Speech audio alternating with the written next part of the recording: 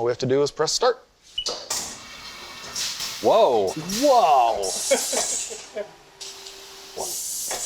Wow. The most intimidating dentistry equipment. Recently, we made a video looking at every single step in making a classical guitar, and that was an amazing experience. And it only made sense to do the same for electrics. So I reached out to Schecter, who I work with, to see if we could see what goes into making an electric guitar. Every single step, and hopefully by the end of it, me as well as everyone watching will have an even greater appreciation for these instruments that I know I've spent my whole life with. So I'm here with Drew Larson from Schecter's Custom Shop. What's up, guys? Production manager. We're gonna go through every single step and how an electric guitar is made. We'll go through it all. All right, what's the first step? Let's pick out some wood. All right, we're just picking all of our woods for this now. And what we're building is bolt-on. Electric guitar. Bolt-on, our traditional. It's one of our most common guitars. We sell a ton of them. Where the body and neck are just bolted on together. Yeah, this is our bulk area. So Wenge is one of our most popular, very splintery. So watch your fingers. Yeah, I can tell. It'd be fine if I get some injuries. It helps the video. A little blood. Yeah, little injuries. Most of this is just maple neck blanks. That's what we're going to be working with for the neck. Is maple like the most common neck wood? Yeah, it's the most common. It's more available than anything else. Yeah. It sounds good, and it's pretty affordable. So should I just grab one of these? And what are we using for the body? We're going to work with alder, one of the most common. Why alder? It's pretty consistent. It's readily available, again, in the United States. It's stable. It's lightweight. Here we go. So here are all the fretboard woods. It's just basically 3 woods. Neck, body, and the fret. And the fretboard, yep. Whoa, this is cool. It's just already... That's for Keith Merrow. Oh, awesome. Yeah. I'm a big Keith Merrow fan. Why this particular type of ebony? It's pretty consistent in color that people go for. It's hard. I mean, it sounds good. And with the fretboard wood, you're looking for something that's just really, really, really hard, right? Usually, yeah. The fretboard wood is harder than everything else? Yeah. Here we go. Is this what we're making? Something similar? These are what we're making. Here's our guitar. That's it. We're halfway there. Some work in progress. Let's start with the neck. What we need to do is joint a face and get it nice and flat, bring it down to the thickness that we want before we get it on the CNC machine. And that's a big part. A lot of this goes through a CNC machine. It's very repeatable, does everything the same all the time. Doesn't party too hard the night before, you know, it's always ready to go. There's so much handwork that goes into everything after that. A lot of times people think CNC machines just do everything. It's like, oh, there's no personal touch. We do a lot of tweaking along the way that you'll get to when we get in the sanding and stuff too, to see what all goes into it. What is this? This is just a dust collection. These are the filters that get a bunch of dust built up in there. So we're just kind of breaking it loose. This could remove your fingers very easily. Going. Woo. If everything worked out, it feels almost like it's suctioned down to this surface when you try to lift it up. Yeah. That tells you you did a good job getting it flat. Can we get a shot of Adam, just real quick? Yeah, you look great. There we go. Adam needs a shot, but that's different. We're gonna take this over to the planer. The planer was my least favorite part of doing the classical. Why is that? Yeah, just because it was a really small one. This is a big machine planer. Oh, that's nice. And right now we're just under an inch. We want to be at 870, so 0.87. And then dust as well. The dust collector again. But we want to get it nice and close.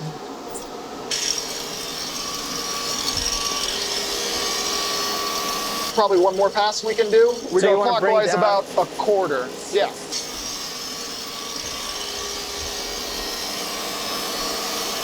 $896, so that's about 20 thousandths, and we can do that part on the sander. So much nicer than the planer that I used. Yeah, that takes a lot longer, and it's easier to mess up. Okay, so this is the sander you were saying? This is our thickness sander. But uses these, just huge sandpaper.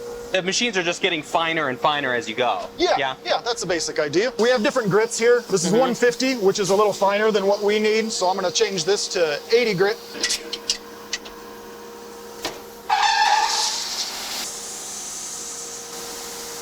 That's pretty close. One more? Here. Yeah.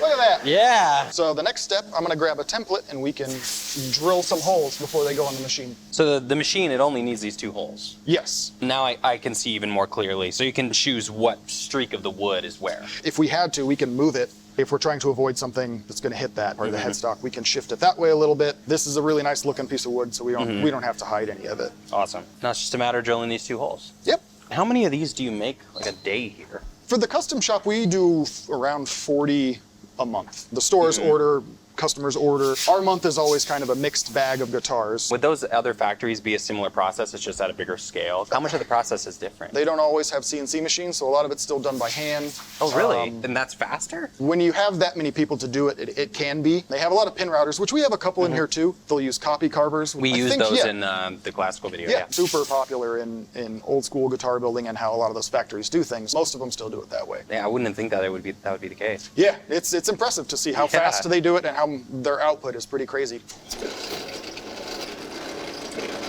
There you go. All right. Just drop that guy in there. You don't have to press it in, just a little bit to keep it from moving around. There you go. You just need to try to get that template off of there. Me cranking it earlier is coming back to haunt me. Yep. You might need to just go grab the screwdriver. I'll be right back. Okay, I got it. We're gonna change this bit out and put a reamer in. What is a reamer? This guy. It's got some real sharp blades. Get these holes bigger. It cleans the holes up a little bit and opens it up just a tiny bit so that the screws don't get stuck. Yeah.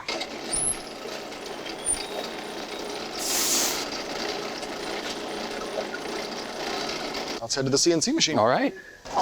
So we have two CNC machines. Yeah. They're both capable and set up to do the exact same things. And at the absolute basics, what is a CNC machine? It's just a big router that changes and does everything on its own. So we don't need templates, we don't need anything. It's all done on a computer program. The measurements are always going to be the same. As long as you get everything set up when you first do it, every time after that, it's fine. Everything gets converted into what's called G code in high school or whatever. You did graph paper. It's all done in the Cartesian coordinate system. It's just coordinates. This point to that point. This point to that point, tells it how fast to go. It just reads the code. It doesn't know what it's doing. Oh, that's cool. So, there's Keith Merrow. Yeah, there's Nick Johnson. Different models in here. Why is Michael Anthony in all caps? More exciting. I'm a bass player. We're making a trad, our traditional. We're going to make a neck, more vintage style 2-point tremolo. This neck will go on the machine 4 times. Each time it does something a little bit different, kind of moving us along the process. So far this is all just numbers and everything, but if we want to see what it's going to do, our tuner holes, our neck bolts, there's a couple of location pins. This is a countersink just to make it a little easier for the bolts to go through. Yeah, it doesn't take too much. It's just that? Yep. It's like major guitar surgery. So, the only thing we'd ever really looked at on here is if there's anything that you want as like the top or the back. When you look at the back of the guitar, do you want to see this or this? Obviously, the only part on the top of it that you're going to see is the headstock. This would be the headstock. Personally, I would put this somewhere else. Yeah. This part looks a little darker, so maybe if we flip it around. I think this should be the headstock. It has a cool design here. Cool.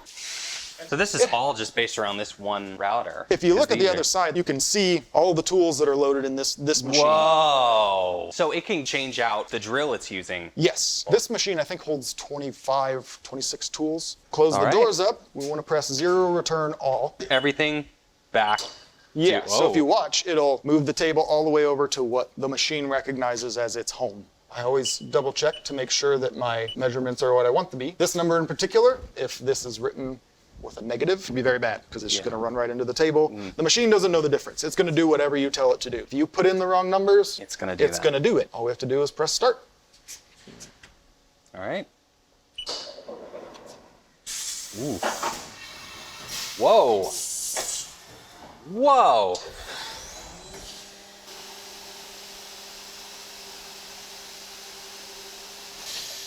And then it switches. Whoa! And if you watch up here, there's notes along the way that tell you what it's doing. So it's going to drill for the tuner holes.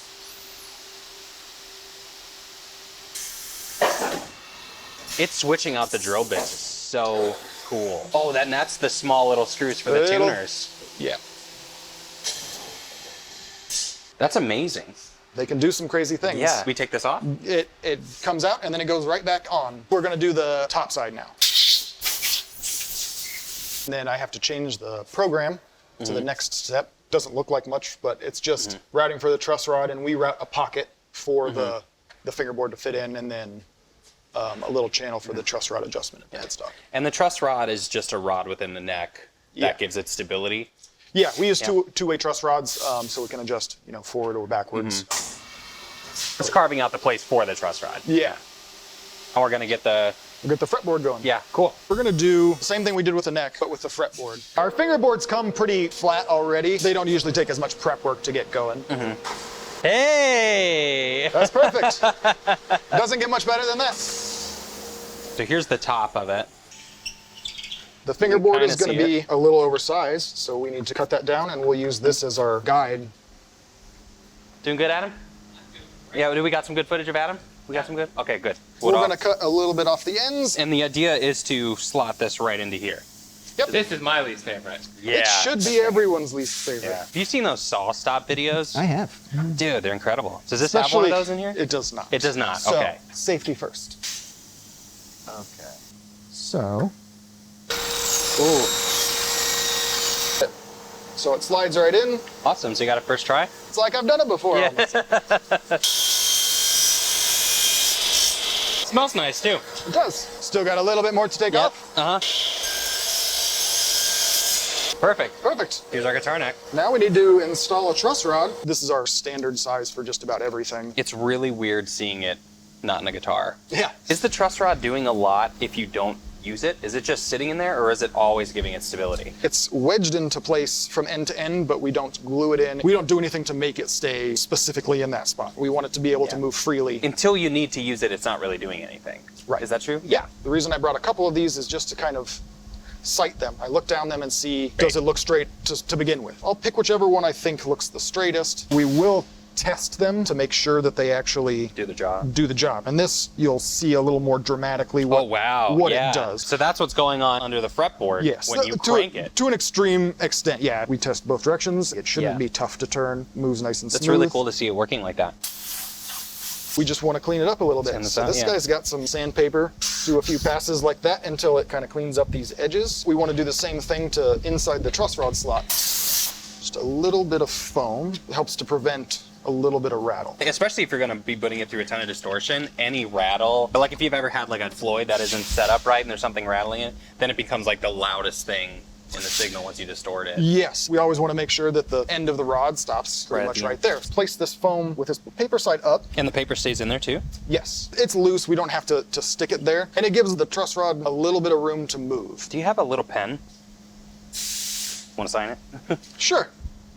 Awesome. Set the rod in there. Fits right in there. So this is what is pushing against the fretboard when you move the truss rod. These little spacers. This is what our pickup bobbins are made out of. They're little cutoffs that they can't use. We use for various other things. This goes on this end and pushes it and holds it in place. We just kind of wedge it in there. You don't have to be too gentle. Yep. I like that that's part of the pickup. Grab a razor blade, scrape away any looseness. One more step and then we're ready to glue it in. We put a little piece of tape over here to keep any glue From getting into the truss rod? from getting into the truss rod. And this is just a little good measure, keeps it all down, but it also adds a little grit for the glue. Head to the next step and get it glued up. All right. Get prepared, because once you have glue on it, you have to move, and mistakes happen Yeah. if you're not ready. And if you glue this in wrong, you just got to start over. Yeah, pretty much. We have some wood glue. We need a little roller, just in case we get messy with our glue. We Yeah. always have some water nearby. You want to make sure that it's starting to absorb that. You glue both sides? I'll do the next side, then you can do the fingerboard side. Okay. Teamwork it. Cool. Covering up our autograph. Make sure we don't have any dry spots. You don't want it to be super, super wet. A little bit more glue into the roller. That good? Yeah, go for it. Think we need a bit more, or? is I this would good? say, if anything, that might be a touch too much? Oh. but not in like an extreme way. Work a little bit more of that glue out, the real light touch. The roller kind of sucks it all back out. Yeah.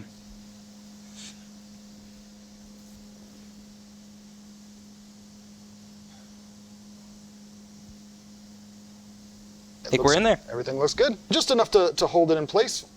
All right, I think we got to then crank All it right. down. Cool. But how much time do you need the glue to set in? We leave it at least 24 hours, and then it'll get clamped up in the lumber rack over here after that. Try to keep it together as long as you can before we machine the rest of it. Yeah, so this is the actual programs before they go in the CNC machine, Oh, just for cool. example. And this is what we're making, the top of what the neck's gonna look like when we're done with all the fret slots and inlays. We do all the drawing, and then it spits out that G code later that we put in the machines. This just feeds all that information into the CNC. Yep, As long as I do everything correct in here, then we don't have any problems out there. It's a 2D image. Could we see it? Everything in here for the most part is 2D. These surfaces are 3D, where like the elbow is. Oh, interesting. What we're getting ready to do is this guy. Oh, cool. Walk through this whole process. Your radius, that's what it's doing right now on the fretboard, and then it'll do inlays and fret slots. It's like, oh, okay, it's a neck now. Yeah, yeah. All right, let's get it in there. All right. So what we just watched would take roughly like 45 minutes? That one should take about 45 minutes. I put it on the machine, and we'll take this out. This just takes a little bit more of the tension out of it, and then I let it sit again for another at least a couple days before we put it on the machine. This is about a week since it's been glued, and we have not changed our clothes or showered or anything. Nope. Just a week later. Back to the joiner. One quick pass just to make sure this is flat. It's a pretty wild headstock as is. Like, oh yeah. It just gets a little plastic Delrin pin. Push in and you'll feel it stop. Yep. Double stick tape. Does this hold up on that?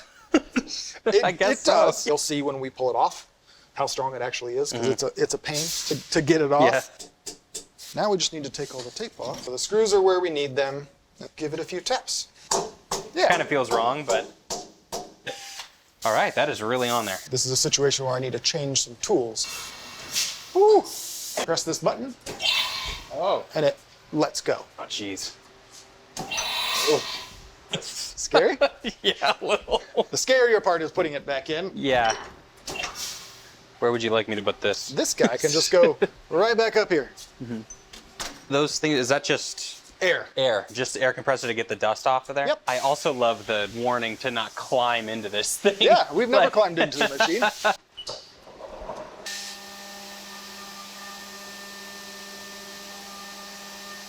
That's amazing. Start working on the body. Cool.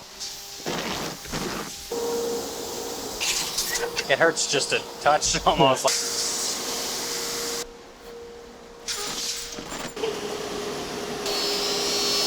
That's pretty close. 1.76 exactly.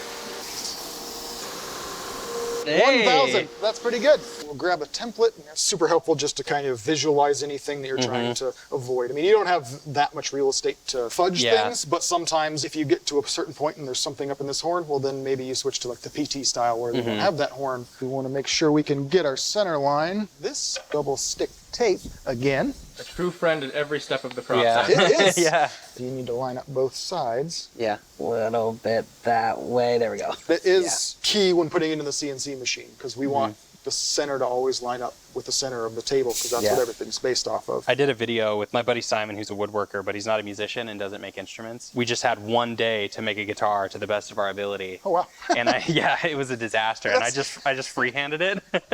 That would be tough for somebody who does it every day. Yeah. It's the worst guitar I've ever played by far. Nope. Whoa. Am I doing something wrong? No. It's an awful sound. Yeah. Is that ready for the CNC machine? It's ready for the CNC. Awesome. So we'll see and see you later. I hope you guys leave that in there.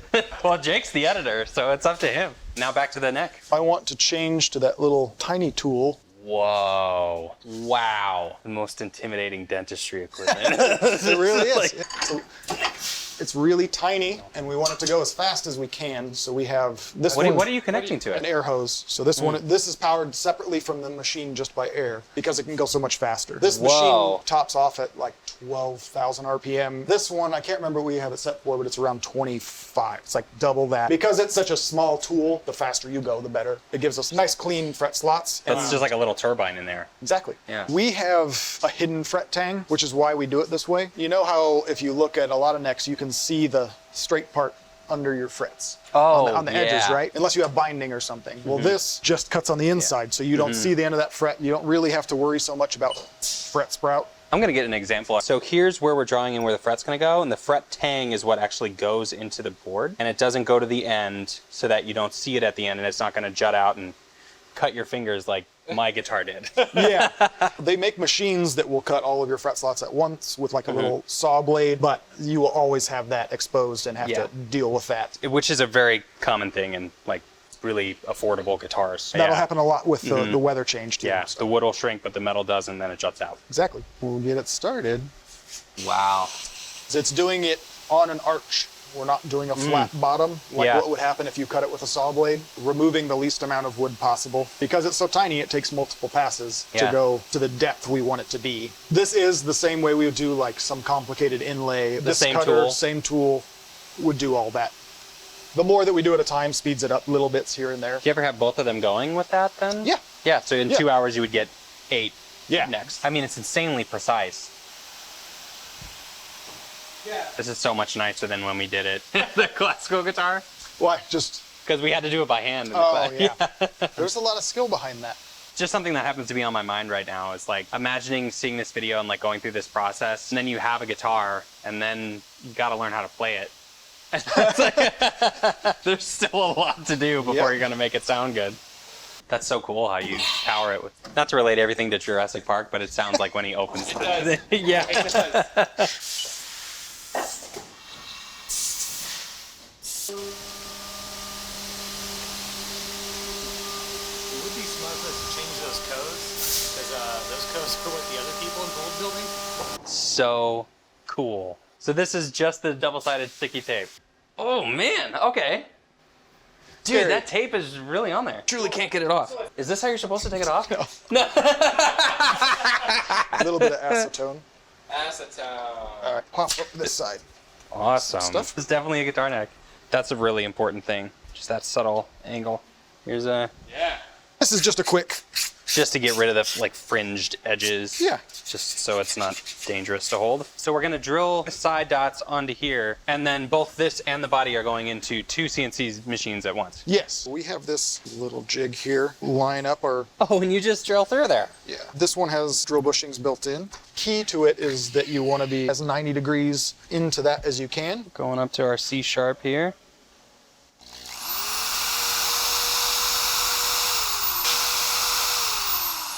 All right, what goes in here? Like an acrylic pearl. We'll put those in after we shape it. Looks pretty good to me. So now we're going to get this guy in this machine. This is for the body. We're going to shape the back of the neck in this machine. Okay, And because we'll I get see that. the plate for the body in this one. That was a little before my time and unintentional. That was unintentional? Yeah. This is a good example of the machine not knowing the difference. So it can cut through aluminum and not know. I thought that was intentional so the machine could go through the wood. We won't say who did it. As a machinist, stuff like that's going to happen. But this guy will use a little fixture. Kind of nests in here. And this is just gonna round the neck then. I love the Godzilla sticker too. Make sure we have the right tool in there. That is so cool. Yeah, this version is a little more open so you can actually see it. Oh yeah. So cool. That's super cool. Yeah. So these are all kind of like roughing passes where it's starting to form it into that final shape that we want, the final heel sort of triangle, and then the rear like volute area of the headstock. It looks like Godzilla is stomping on the neck. So it's just lumbering through, destroying everything in its path. Cool. Yeah, awesome. At this point, it's pretty rough still. And then I'll kind of sight the neck and see how straight it is. We talked about before, we have that truss rod in there, but we want to minimize how much we have to use it. Kind of feels nice. So yeah, we'll put it back in. It'll come off as a real smooth pass. That seems right to me. Do you want to double check or? I believe in you. All right. Long, smooth lines that kind of blend it all together. Get the body going. Masking tape this time. Oh, we use a lot of tape. We use this as just like a spacer. The tool will cut all the way through the body, and it gives us a little tiny extra bit of leeway so we don't hit the table. Like we did Like the there. one over there. Yeah. We're gonna put it in upside down. You just want it to kind of rest on them, and then we'll finger tighten and adjust. You can see the center line. Yeah, it's perfect. Tighten them down. Oh God. 0, return all, bring everything back to 0. So I would this- think too that this is definitely a point of pride as a guitar player to have your name programmed into this machine. Let's do it. So this will be probably the most aggressive thing you've seen yet. Will be this guy. Oh wow. Yeah. Yeah, you weren't kidding. Yeah.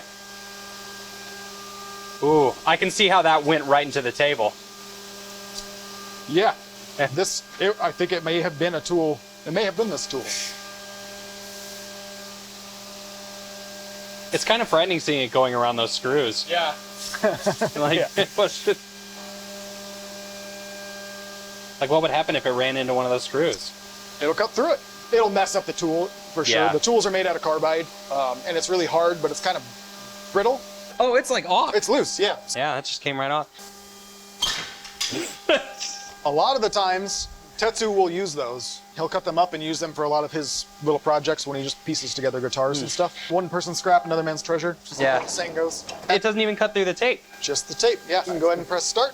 It'll do the tummy cut and the trim cavity. So is that angle, like, what am I looking at? Is that all gonna be That's cut just off? a little extra access. Oh, cool. Just putting in the trim system. Yeah. We are going to turn it over so we can do the top side. And then there's where the tremolo is gonna go. Clean off any tape residue. Didn't realize how much tape there was in guitar building. Wait till you get to paint. Yeah. Yeah. Oh, because of this style, the electronics are drilled on the other side. Exactly, yeah, of they'll course. be buried in the pick guard. Yeah, yeah.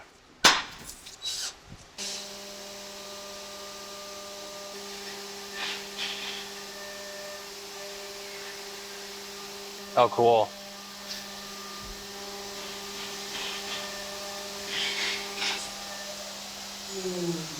Take the neck Can I out. take the neck out? Yeah.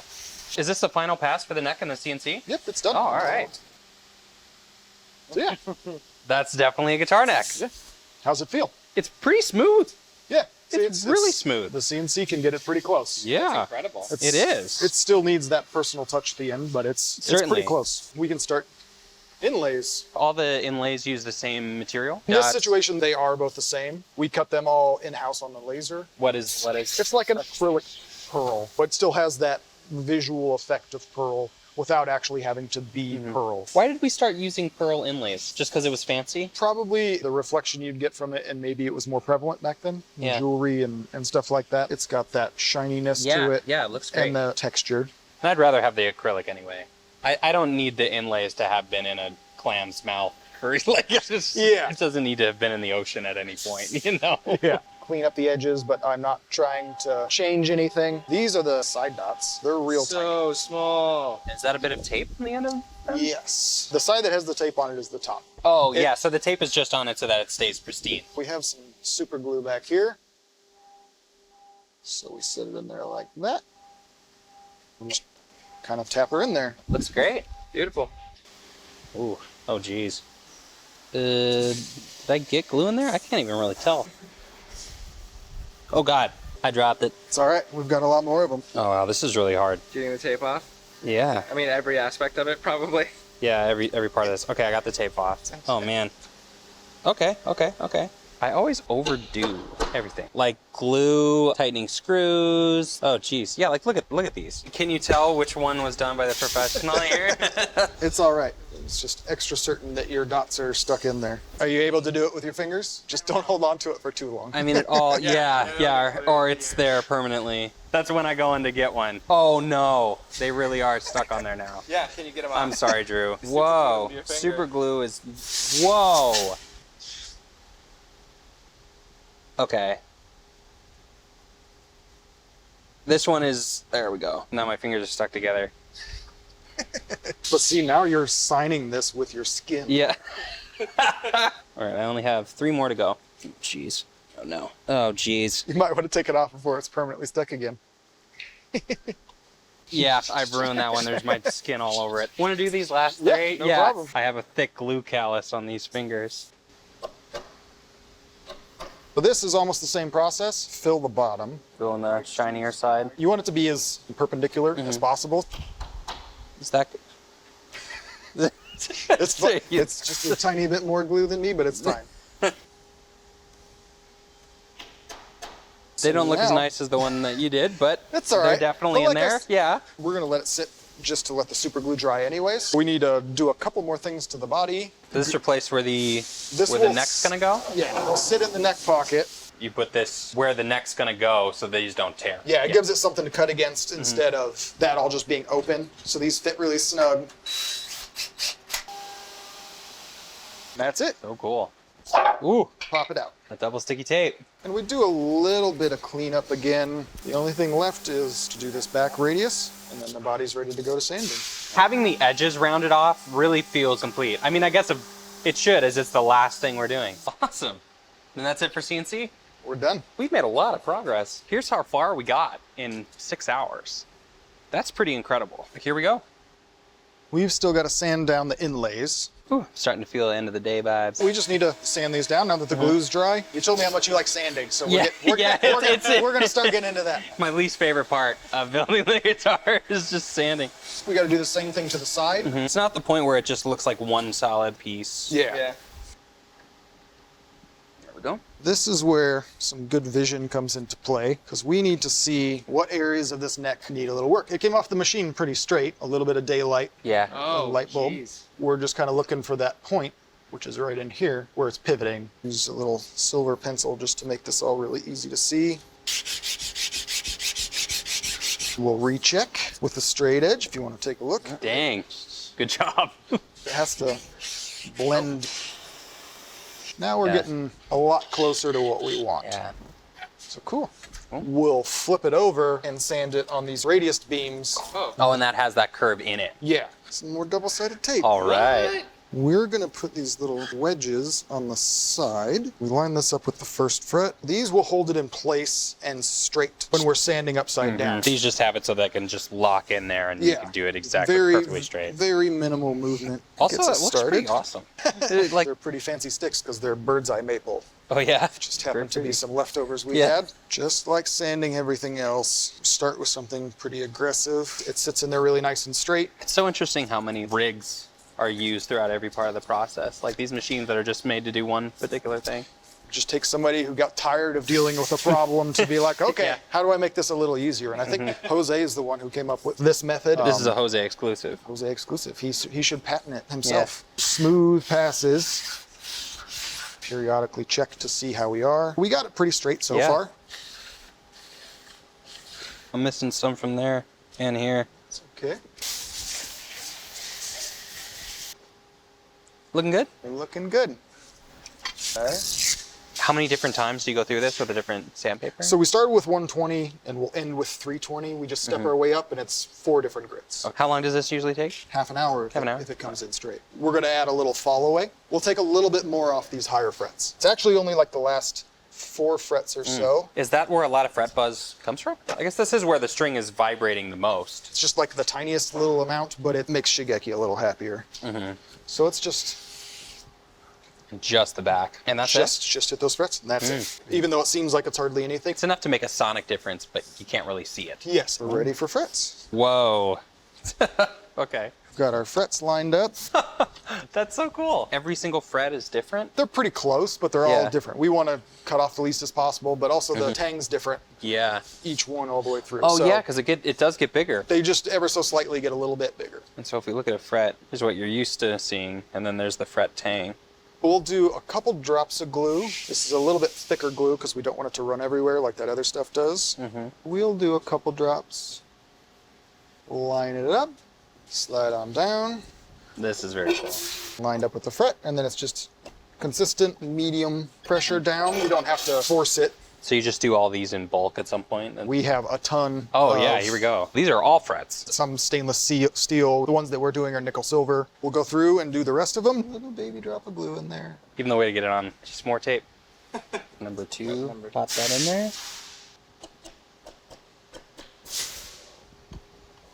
That does feel really satisfying. getting it in there. 4 frets in. We have like most of our major chords. Yeah. Like, we You're can't good to shred go. yet. All right. Looks great. Look at this. Hey. Watch yeah. the sharp edges. Check that out. This looks lovely. Just let it seep into that little.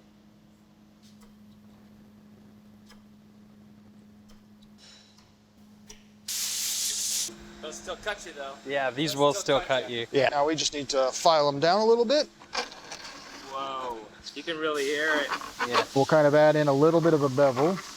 Did you file the frets when you did this before? Yeah. Yeah. It was bad. It was really bad. I did a terrible job. At some point in everyone's guitar building career, they'll mess up, and then you have to pull all the frets off and start over again, and it makes for a pretty sad day.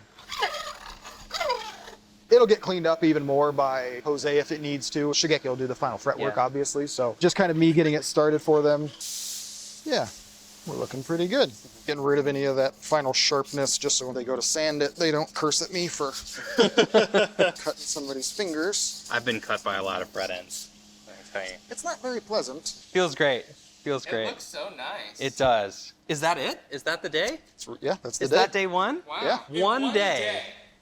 Look at this. I guess that's kind of a slow day for you because you had to take the time to show us. Yeah, I Yeah. actually lost out on like 8 or 9 guitars today, but that's fine. Drew, thank you so much. It's been such a pleasure. You're welcome. I'm glad you came. Yeah. Day one is done. Day two, we're here with Jose Rosas.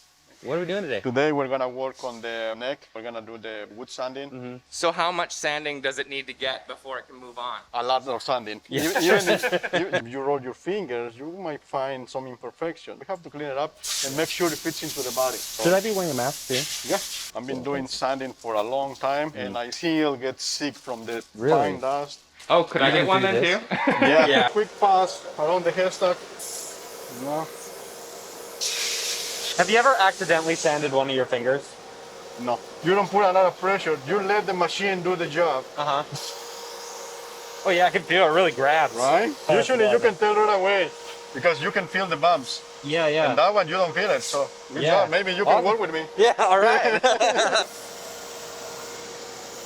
Oh, geez. Yep, that that's right? okay. That's okay. This is about right. Yeah, all right. This part I like to push back a little bit more, like a quarter of an inch deeper. Just so it feels a little bit nicer. Yeah. Yeah, it's huge difference. You're just doing the curves now? Yeah. See, you don't want to see that, I that kind of one? made a dip, didn't I? Yeah. And that's okay. We can Yeah. fix it. Yeah, you make it look really easy. And now you're doing the whole rest of the neck, the whole back. Make sure you grab the whole thing. Yeah. Whoa, it really grabs it too. My fingerboard's a reference. We don't want to pass the fingerboard. Yeah, so we don't want to go into the Yeah. ebony at all. Yeah. It feels really good. Yeah, it's nice and smooth. I could only imagine how much dust you would breathe in if you didn't have a mask on every day. Yeah. This is my office Yeah. right here. Yeah. Well, look at all the. My toys. Yeah. How many hours go into sanding? For one neck, it's an hour, hour and a half average, depending on the wood. Like a roasted maple, it takes an extra step. Roasted, it gets softer. It has to be much cleaner, much smoother. Wenge, man, there is Yeah, some necks, it takes me like 3-4 hours. Wow. Yeah, I started by sections. You know, because if you're trying to work just randomly, you're never gonna get it done. Yeah. Yeah, the dust is even getting in my eyes a little bit. Yeah. When do you know when it's done? Is it once you get to a certain grit you know that Yeah. it's done? Or? Next, we'll be moving to sandpaper. I have my special tool. Yeah. This is just a dowel. I started with 150 to 20. I've heard that if guitar companies, if something goes wrong with the neck or something, they need to destroy it. Yeah. Is that real? Yeah. Okay. First thing we're gonna do is chop it off the headstock. Yeah. Because of- Okay. I've heard that too. So because that's of- not a rumor. No. Because that's yeah. the like identifying part of the brand. Exactly, Huh. So that's why I see so many loose headstocks around. Yeah. Huh. Yeah. Okay. So next thing will be sandpaper. With sanding, it's kind of hard to tell that I'm making a difference. The more you do it, the more you're gonna see the imperfections. Like I Yeah. can see from here, like all the bumpiness. It seems like you would need a lot of patience to be able to do this well. Yeah. I always on my headphones listen my own music, like Yeah. soccer games. Oh, cool.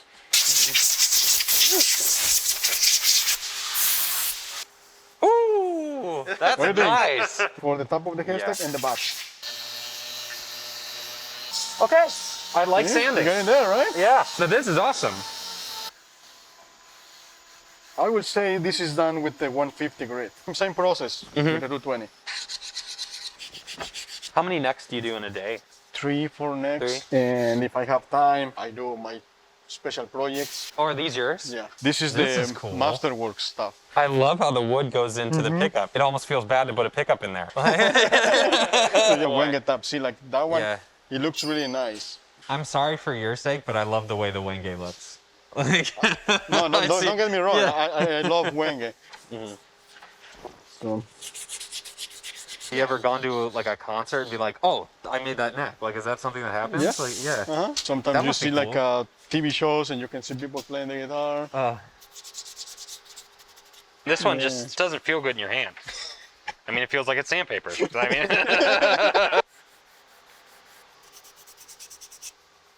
We have to make sure it fits in the body. See? It's perfect. Beautiful. Check that out. And we're only 7 hours in, 8 hours in, maybe? You could almost put some strings on this and play it. Yeah, I mean, you can. Final step is to clean up this part. And on this guitar, too, there's no truss rod cover, so gotta look nice. Yeah, it looks like a Q-tip. A guitar Q-tip. Awesome. That's your neck. All right. Hey, Rob. Yeah. Could you stick your neck out? After so much sanding, it doesn't seem like wood anymore. Now onto the body? Now we're gonna work on the body. We have to drill the side jack, Oh, yeah, yeah. all the claw For that. holes. Yeah, because this is gonna get a trem system in it. Yeah, the person in charge of doing that is Victor. Since he doesn't speak English, I'm gonna be with you guys, but he's gonna do all the process. This is Victor. Nice to meet you, Victor. What are these? That's the special equipment. Yeah. Why not use a whole glove? Because he doesn't like how it feels. Yeah. So that's why he likes that. Yeah. That's the template. We have all the positions where the hole is gonna be. Yeah. This is just to help you know where to drill? Yeah, that's our center line, right? So he's trying to line up with this Oh, seam line okay, on the body okay. to find that spot. Okay, so that whole template was just to get that one line. Yeah. Yeah.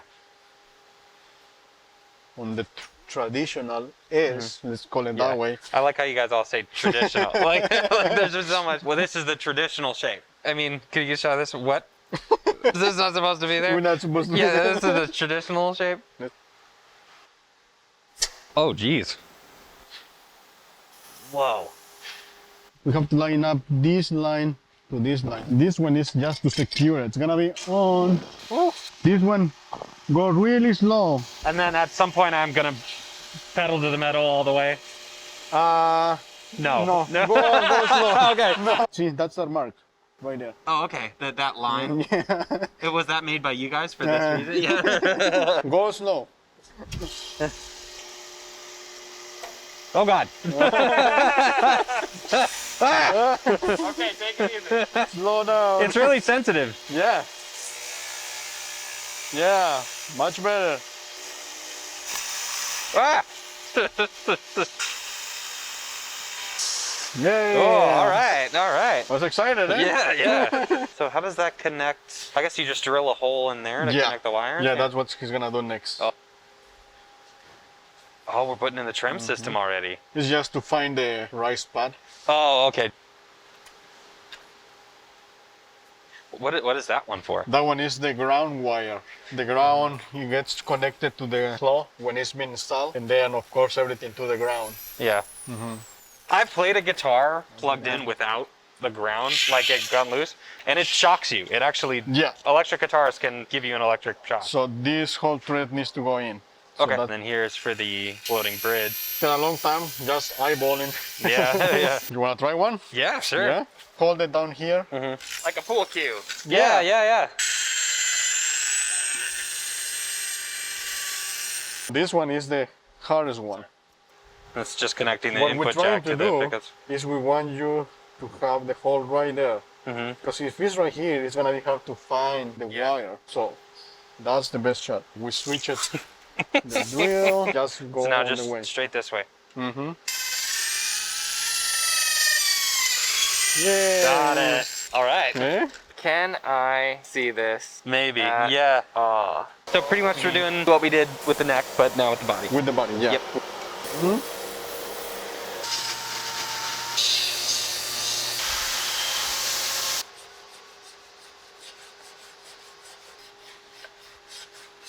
I love this thing. Yeah. Yeah.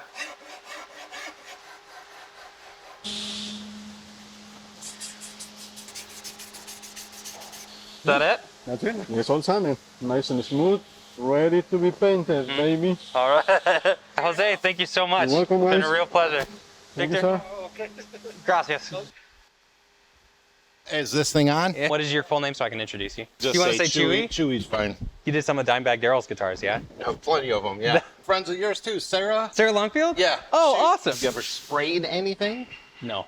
It's pretty easy. Yeah. I can't say how easy it is or they'll get rid of me, but it's pretty easy. Right now we're gonna give it a wash coat. When you go from raw wood to finish, the finish needs to adhere. Like it wouldn't just grab onto wood, so we need a binder between the wood in the finish, so that's what we call a wash coat. So we've got this rosewood sealer that we use. We're gonna tape this fingerboard off because you don't want finish here. Going over each fret and just laying her down. Do you keep your thumbnail long for this? Yes, specifically. When I came in for the job interview, they're like, let me see that thumbnail. Really? No. You want to give that a whirl? Yes, I think I could do that, even without the thumbnail. This also will work if your thumbnail ain't up to spec. Yeah, you got no thumbnail. Wow, I'm already screwing this up. Yeah, I was gonna point out, you're way off. Here, let me show you something real quick. Moving this like that to make sure you stay on the edge. Okay. You wanna try that again? I'll give it a shot. When I'm already screwing it up. Apparently you don't have to know how to use tape to play a guitar. Yeah. I've seen you play guitar and I'm seeing you tape. I can use the instrument when it's done. You're going way off. Yeah. Okay, they're done. Yeah. You make it look so easy. I've probably taped 10,000 necks in my life. Yeah. This thing is good to go now. We're gonna slap a hanger on there. Very similar to this. Okay, cool. Look at that. Yeah. We got a winner. So of course you're going in and you're doing this to a ton of necks all at once. Yes. There. Oh my God. I'm not hamming it up for the camera. I really just can't do things. That's awesome. I love those types of tools. Call it a screwdriver. They invented it a Yeah, long time. Long time. I mean the screwdrivers that have this. The ratchet. Yeah, Okay, yeah. Cool, Dude, I just found out about wheels. It's great. You can get places so quick with them.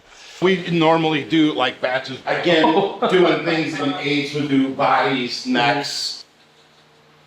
Learning.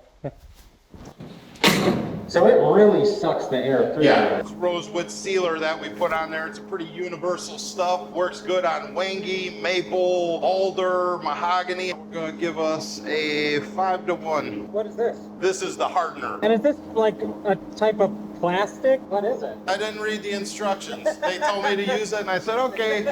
With a 2-stage gun, you got 2 stages here. Air, but nothing's coming out yet.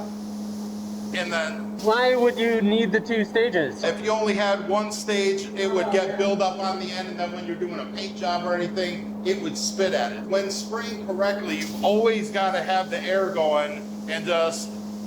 So it doesn't clog. Right. Everything that you spray, you're going to give it 2 angles. If you come in from this side, then you're going to come in from this side. Every single pass, you've got to come in from both sides. You got the air going.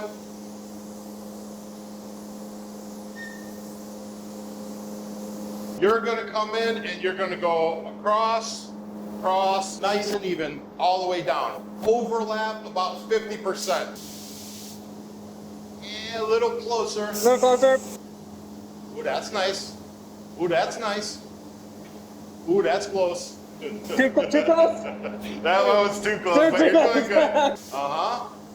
Uh-huh. Now give the whole thing a flipperoo. Like this, of course. There you You got a little dry patch right there, guys.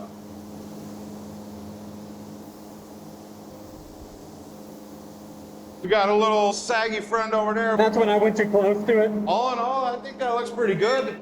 Boom. Now you're gonna do the neck with the same exact procedure. So you figure out your own pattern how you want to spray. Okay. Got plenty there. Oh yeah, for 2. Oh yeah. Now what we're looking at here is a wash-coated neck. All right. Job well done. Thanks, man. All right. Yeah, I love this thing. How long would this take to settle? Like Tomorrow. We wouldn't Tomorrow, be able to mess okay. with this till tomorrow. Hey, B-Town, do you want to do a little first leveling on the neck? So your name's D-Town? Yeah. Brandon. This is D-Town. Brandon. Pleasure. It's been a day. I'm still wearing the same clothes, haven't showered. Now you would be leveling it for logo and tint. It's pretty simple. Just sanding? Just Yeah, it's just more sanding. sand. Yeah. Yeah, job's a lot of sanding. Yeah. When you're leveling, you kind of want to bring all the high edges down all at once. Move around the whole headstock, bringing these ridges here and around the tuner holes all to the same level. Hence, leveling. Yeah. Here, I would use this, but do you want to give it a whirl? All right, that seems like the hardest part. Well, I can start if you want. I could ruin this guitar if you. Let me give you some Yeah. Bring it in from this side. Something like that. checking the light to make sure that I've sanded all the high edges away. Once it gets painted, if it's not level here, you'll be able to see that in the reflection. It's kind of a feeling thing. You want it to feel nice and flat, you know? So as an expert at all of this, how hard would it be to level the playing field? Wish I had a good answer for you. Now just being here for a quarter of the process, it's kind of nuts that you can walk into a store and get like a nice guitar for $400. Yeah. It's kind of insane. How's that looking? Looks pretty good. It feels wrong to get rid of the shine. You know? Yeah. It's probably ready. Awesome. Go bring this over to Chewy. Sweet. Oh, you see it. Get rid of this real quick. I was just scraping the binding on there. Take this blade, adjust it out to how wide you want your binding. Now you're just shaving the paint off there. And that is really just the binding? Like you're just taking paint off? You're not adding, that's all it is? It will look then like a flame maple binding, and people think that you're actually binding it with that. It's just Yeah, the you're just top. taking out the- You're revealing it and making it look like that. So That's so cool. Yeah. I've always thought that that was like a binding, like a little piece of plastic that went all the way around. on regular bound guitars, yeah, but when they say it's flame maple, all it is the top, and you're just taking the paint off it so that you could see it. Everybody loves it. Once color goes onto a guitar, everybody's in love. Everything about this is so cool. Yeah. So you put on the logos now. I'm gonna put a logo on one to show you how it's done. You hold the straight edge right to the edge of the fingerboard. This is really crucial part because the string alignment is gonna be straight no matter what. Yeah. If you just threw it on by eye and just put it there, then once the string's look on, it's gonna look totally crooked. Take your little logo here. You want the S not hanging off. You want the A not hanging off. When I'm looking straight down at it, it looks extremely straight to me. Give him just a little touch. Make sure he don't move. Go over each letter real nice and smooth there. And slowly lift it up. And then doink, doink, doink. Awesome. Wow. Got a logo. Yeah. Ruler. Straight. Seems like the S and the A are far enough away. Uh-huh. Looks straight to me. This is fun. It is fun. Isn't it cool that this is our job? Now we found something you're good at. Yeah, finally. I got just the comma. That definitely will work. Let's, we might have given you a faulty Okay, logo. yeah, that wasn't my fault. That wasn't my fault. I do that for job security. Try to put this logo. Oh, hey, can't even get the stick. You're out of here. Try this guy here. I mean, he should work. Ruler. That looks pretty straight to me. Putting that down. I can see this one sticking. Moment of truth here. And there we go. All right. Beauty. Look at Nice. that. Time to lay some colors. Check out that logo. Who laid that logo down?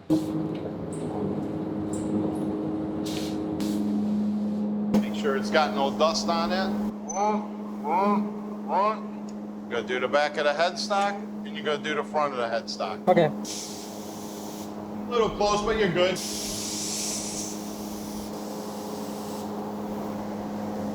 Well, luckily this one's yours. So we won't get customer complaints.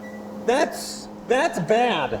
That's not good. Let me see if I can't help you out. Yeah, a little bit thank you. over here. Oh, Sweet. I like what we got. I'm gonna be doing some Sonic Blue. You're gonna be doing some Vintage White. Is it called vintage white because at some point things that were white a long time ago Turn this color. Turn that color. They turned this color because they were using nitro finish back then, and that yellows out a lot. So at the time, they're painting the guitars white. 2-3 years down the line, they're like, what happened? It's just the yellowing of the finish on there. That's why they moved out of nitro finish into higher quality finish. But naturally, the way the world goes around, we're back to people want nitro finish. In order to do guitar finishes nowadays, not only do you got to do the super gloss, you've got to be able to do the cracked and fragile nitro finish. It's so funny to me how often we see that. It comes up all the time where it's like, this was a defect, but it was on like so many recordings, or in this case, on so many sought after guitars, that now people want it. You're going to watch the way I apply it, the mastery that I do. You're going to recreate that same mastery. Notice my distance too. If you get too close, it's gonna run. If you're too far, it's gonna be too dry. So you wanna try and keep that same distance. Wow. Looks great. Yeah. So after this, you're gonna do one more coat of blue and then cover coat. What is that called? Clear coat, yeah. Clear coat, yeah. I didn't really think about it today, but wearing white shoes on paint day was a pretty bold move. That one's gonna be yours. Here goes nothing.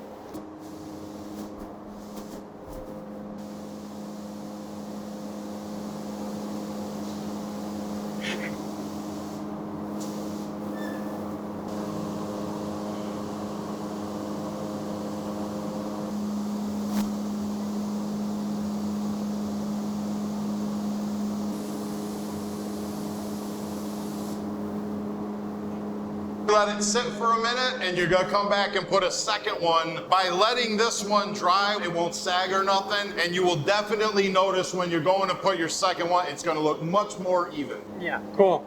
You're doing okay. Your technique is horrible, but you're doing okay. Instead of laying color, you're kind of peppering it. It's a lot harder than it looks. It's just because, too, it's your first time. I was a little worried over there, but even look how it's dry and nice. It's looking good. You're ready to go for round number 2.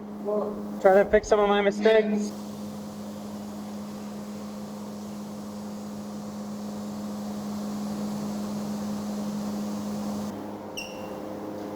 That doesn't look that bad. That looks pretty good. You pulled back right in time. If you would have done one more, it would have started going. So you stopped right at a perfect time. It's much more sophisticated on his third pass. Yeah. Much more professional. Yeah.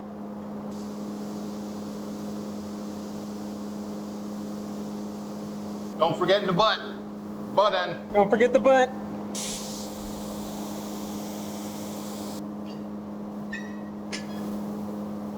Yeah. Hey. Tell you what we got. Got ourselves a vintage white guitar. What we got here. All right. No runs. First time painting. Not a run on there. I'm impressed. Looks great. Yeah.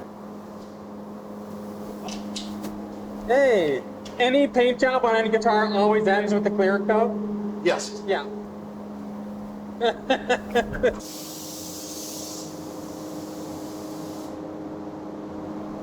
Yeah. Boom. I'm going to be honest with you, too. I thought for sure the one that you painted, I would have to go back in and make correct and clear. You're all right.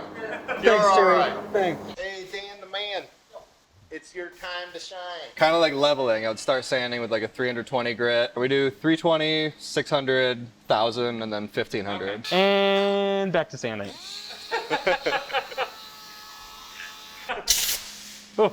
And buffing is pretty much just more sanding, kind of. Kinda. It's basically just finer sanding. Yeah. Compound is finer than the sandpaper. So basically just different grit wheels. That's the coarsest. That's a medium one. That one's the same. It's just real skinny, so we use it for getting in all these areas. It's kind of like a carpet. Then that guy over there gives us the final shine. This is just really... Yeah. Is this to grab onto it? What is this? They're basically different grits. Like that's a little coarser than that. So you just put it on the wheel and the compound will cut the finish. But the wheels are all the same. It just really depends on what compound is on there.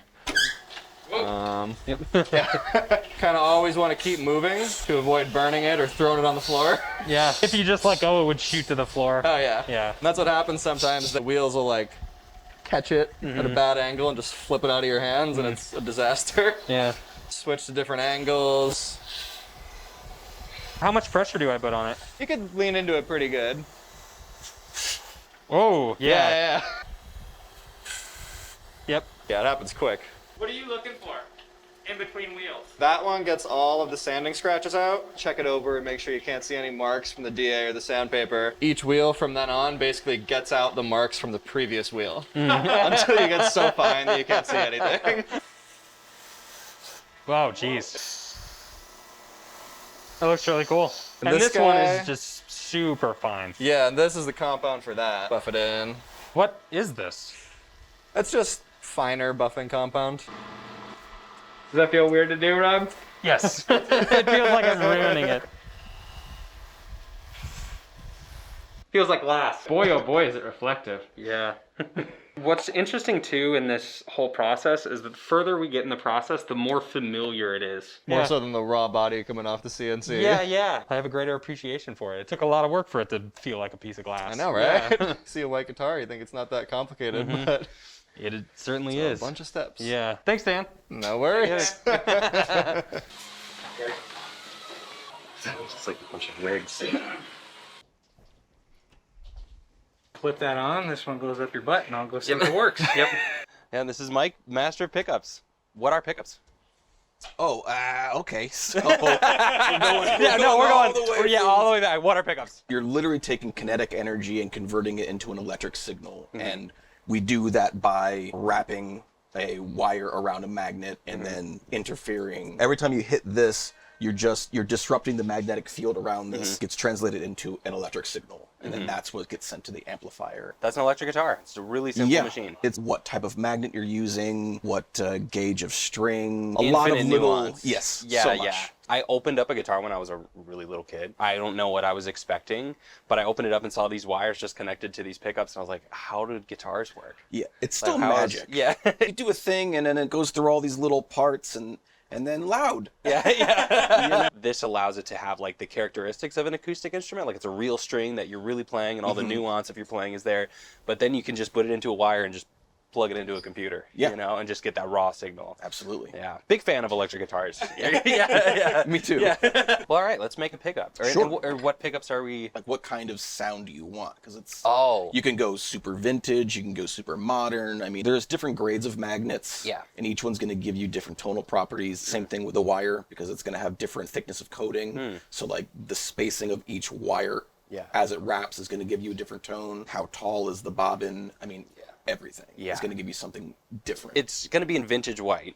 Okay. So it would make sense that we would want something vintage. And maybe we start with a single coil, because that should be the easier one. Yeah. And just see the inside of a pickup and build one, see how it works. Sure. These are the single coil, the subatomics. These newer ones. Very vintage. So it's an Alnico 3, which is the weakest of the Alnico magnets. But then it's like, it has noise But in it's it though, it's right? way more dynamic. Like if you want to pick really soft to really hard, like that would probably fit the style of the guitar more, but I think for the song that I want to play at the end of it, I would actually want a more modern one, because I don't want those big dynamics. Gotcha. Especially doing like solo guitar, where like that's just the one instrument you're hearing, those dynamics make it harder to play. VS1 then. Yeah, then we'll do that. Why in the shed? Well, we absolutely want to try to protect it as best we can from dust, because right outside there is all the sanding and everything. Once everything gets turned on, and it's going to get really loud in here. So you just put a sheet of plastic in there, and then we actually use fiber board, so this will be the same size for everything. So you got the computer hooked up to the laser. Yes. And this is just the top and bottom of the two single point pickups will be. Yes. And we just press go. Oh, well, yeah, it's extremely fine. Oh yeah. That's cool. Super cool. Amazing how fast it works. You can set how fast, how slow. This is like a very slow speed too. Really? Oh yeah. But for the thickness of it, you have to like find the speed that works the best. Pop these guys out. Like so. You can kind of tell it's got like residue and it's kind of shiny and it's real sticky. Yeah. You just kind of go through and punch out all the little bits we don't need anymore. And then you just sand it off? Actually, we use a product called Simple Green. It's just a degreaser. Just put it in a little bath there, a little bit of water, dry it off, and you're good to go. All that stuff's gone from it. Yeah. First thing we do is little eyelets here. So we just pop those guys in there.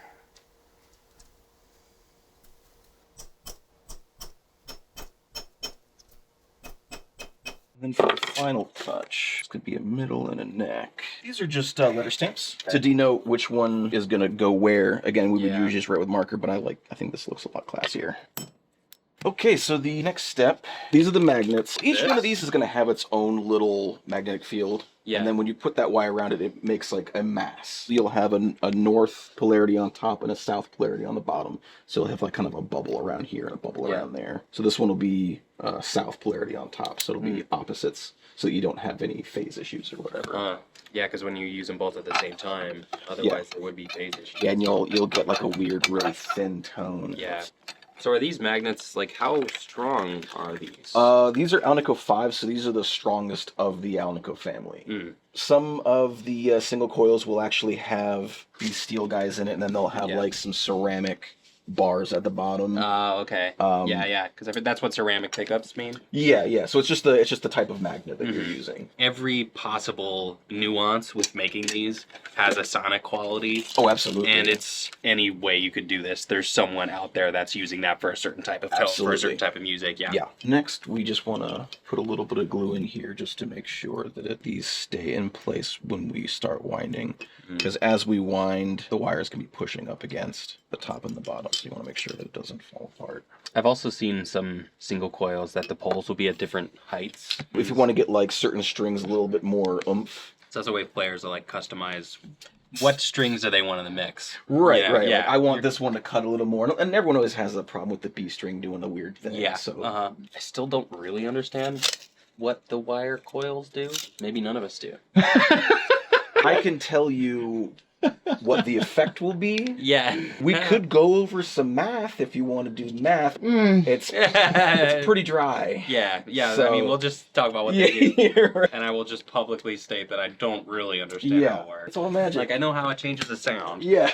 So are you very particular about the pickups you use? Because of working it? Yeah, Absolutely. I guess of course you are. How else would you have made it here? Yeah. We're going to take it to the winder. The copper is so thin. Yes. Looks like thinner than a human hair. Well, this is cool. Holy cow. So this is your test run? Yeah, I do one forward, one back. So hyper fine. Yeah. And this is just like all guitars have these. Yeah. Let it run the rest of the way there. If it pops out and I don't like the way that the line looks, then we'll cut it out, we'll do it again. Yeah. How many winds? It varies depending on what you're making. And what's the difference with more winds to less winds? Tonally speaking, the more winds you have, the more mids you're going to get.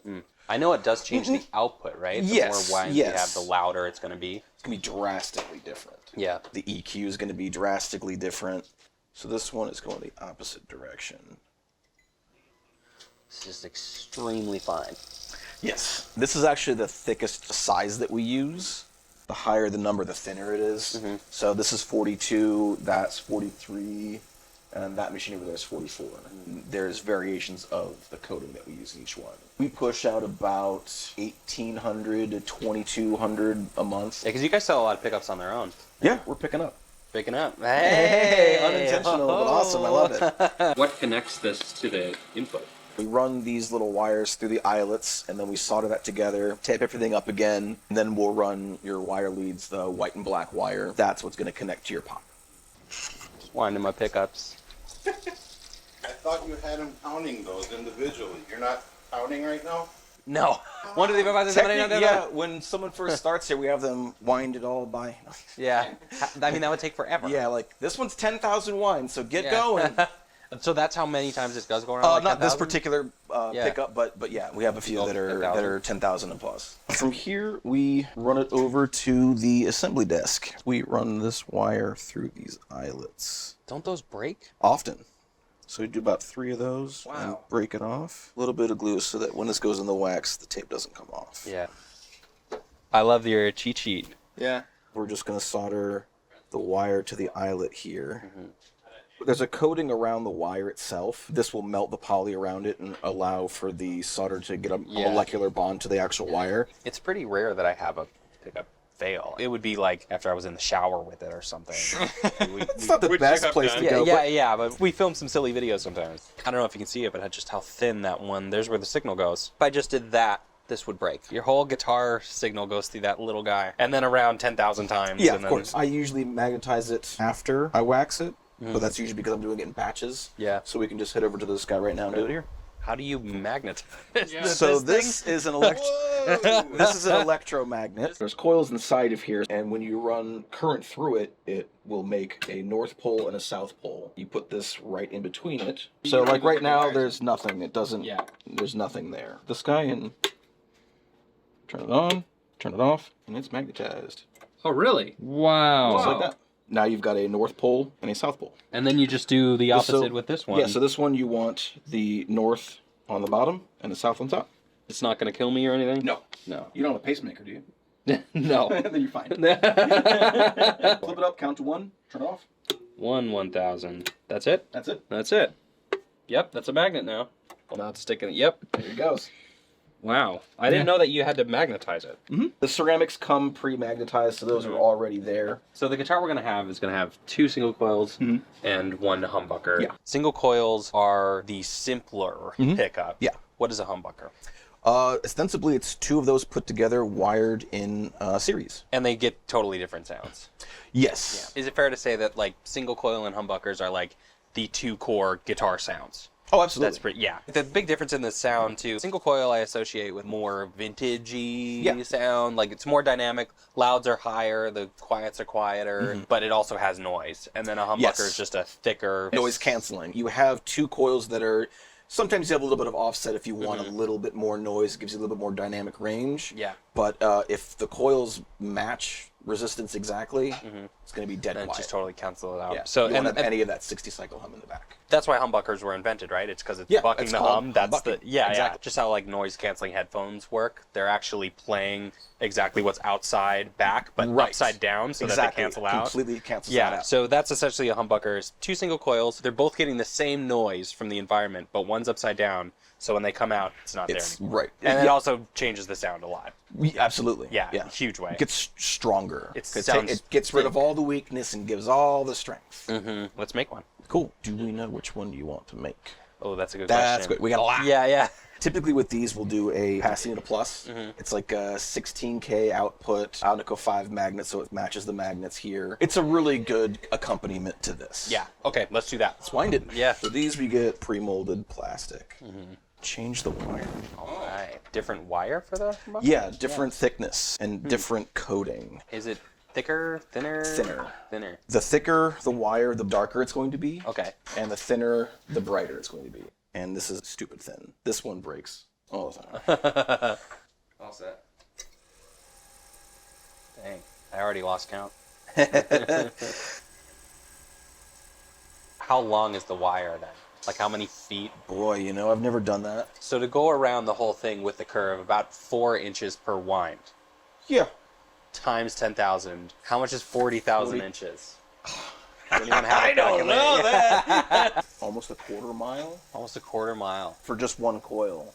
So half a mile almost for a humbucker. Your guitar signal has to walk a quarter mile. Travel a quarter mile. Walk is a weird word to say. But yeah, sure. Okay. Ready to buck some hum. Ready. Yeah. So all we're really doing is wrapping this around that a few times. It's the same thing as putting this wire on here, but it's eventually going to go into a housing and connect. So just this on there long enough to melt that coating. Again, these can break very easily. So you've got the tape on. You did a good job. A lot of tape and guitar making. Oh boy, is there. Now ready for next step? All right. And again, these guys are not magnets. These are just steel. Cool. And there you go. You can use a tool to get these guys down, but I like to use my hands. Standard hum bridge. You got your forward conductor. We want to make sure that the ground is grounded at the base plate. So you've got your base plate ready to go. This is an Alnico 5 bar magnet. Hit it once. 1,000. And you're done. Magnet. Oh yeah. Yeah. You always want to mark the north side, so we just put a little mark so you don't forget. This guy slides right in here, so now you have a north coil and a south coil. A couple of shims. And this guy's gonna sit right down on top of that there. Oh, that looks familiar. And now you've got a humbucker. There you go. On the north coil, white to white, black to black, red to white, green. to black. And we're following the signal chain here too, then.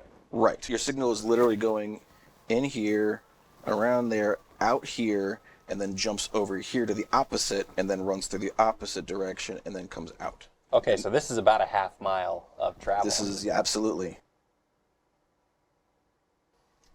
Let me get these little shrink tubies to make sure that nothing grounds out where it's not supposed to. It's a shrink tubing, so it needs heat. We could get a heat gun, but this seems to work just fine. Sweet. Huh. I did not know that setting it on fire was part of the process. Little shrink. One more round of tape. Glue to make sure it doesn't go anywhere. So there's your output then, yeah? Yeah. It's the ohms, yeah. So 16.4. Let's go see if the get the wax. Wax is open. I like how it's cooking equipment. Yeah. So is this literally cooking equipment filled with wax that you heat up? Yes. Why the wax? So it's to eliminate vibration inside of it so that you don't get feedback. Because if you don't wax one, then you'll get all kinds of squealing and stuff when you don't. Oh, really? Want to. Yeah, yeah. Where is that squealing coming It's like from? when you turn on your electric guitar and you have it plugged in, if you don't touch the strings, you'll start getting that sound. Yep. That's feedback. So it'll happen all the time. Yeah. You'll play a thing and everything in here will vibrate. You're going to get wax in there around all the little bits there so it holds it together so it doesn't move around. These single coils, we do not vacuum seal them, so we literally will have them sit in the wax for 20-30 minutes. This one, we're actually going to be vacuum sealing. We let that sit in there for about 5 minutes to get up to temperature, just like in an oven. You'll be able to see in there, it just pull air out of it and replace it with wax. You'll see a ton of bubbles when it starts going. Yeah. Ready? It's pulling air out and the wax is replacing it. Gotcha. Usually when it stops bubbling a whole lot is when we'll pull it out. A little drippy there. That's so weird. Before coming here, I wouldn't think that you would dip it in wax and then vacuum seal it. Ooh. Pasadena Plus sticker on it. Awesome. Beauty. I just need the new single coils. They're done. All right. There you go. That's it. Yep. So it goes All like that. Like that. There it is. There are pickups. Hey! Great work. Shigeki Aoshima is here in assembly. And you're like a master builder too. You're like you're like a big deal in luthier world, right? I hope so. Yeah, he is. You have Prince's guitar here too, right? You work with Prince's yeah, we have a couple over there. The gold one is actually his. We were just doing a repair, installing the white rose. The purple one is the replica of it. Oh, okay. Because I remember seeing him with the purple one at the Super We made Bowl. another one. Oh, okay. Yeah. So, yeah, because you guys made all of Prince's guitars. Right. This thing's nuts. Yeah, it's crazy. Can I pick it up? Sure.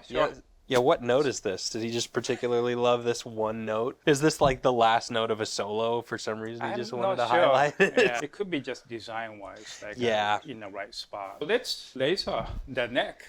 Back to the shed. When we do laser, we apply masking tape so it doesn't burn the other area. This is a template. This is supposed to be touching this. Kind of what you do. Oh yeah. Okay. So you want to be, just barely touching it. It can be touched. I also really like that this is basically just a little analog stick like on a right. It's like a game. Yeah. Joystick. There we go. Good. Just barely on there. Yeah, it looks like a perfect. Is this where you put on a serial number? Yes. Can I just choose what the serial number is? You could actually. Let's see. 312 Chicago 666 because we're at Schecter. Oh man, I could write anything here. This one. Ooh, I know. I got it. Old school internet. There you go. It's amazing how. Yeah, and a pretty shot. Yeah. That's actually pretty clean. Wow. It almost feels bad having it look this good and it be such nonsense on the back. Swap out our templates here. Using the laser to set a parameter for where we need to place neck plate. And what's your name for camera? Jonathan. Go ahead and close this guy. Just place the neck plate in the middle. I can hold that for you. And center it as much as possible. Alright, I think that's as good as I can do.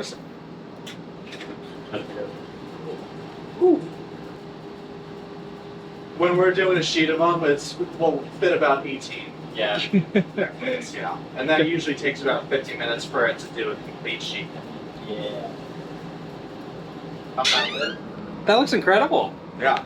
It's definitely a one-of-a-kind serial number. Mm-hmm. Super cool. So we'll take that back. So this guy right here is yours. Yep. We'll take the body over to the bench. The way that we ideally hold it in assembly, we want to minimize the amount that we're touching the paint. Neck pocket is a great one, right? So you can hold it there through the back in the tremolo cavity. And you're just checking the reflections to make sure that it's... Exactly. Just trying to get the reflections of it in the finish, just to make sure that we don't see any scratches or blemishes. Definitely looking good. Looks good to me. We're going to remove the masking tape from the neck pocket, right? We're going to sand that because we need to break the edge.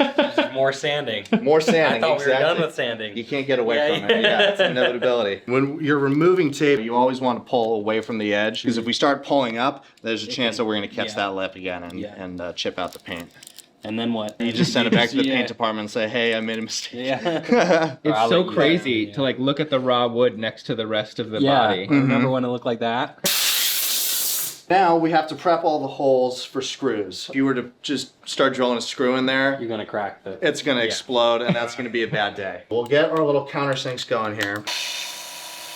You're always aiming to get it just larger than the diameter of the screw. The same thing for the bridge posts.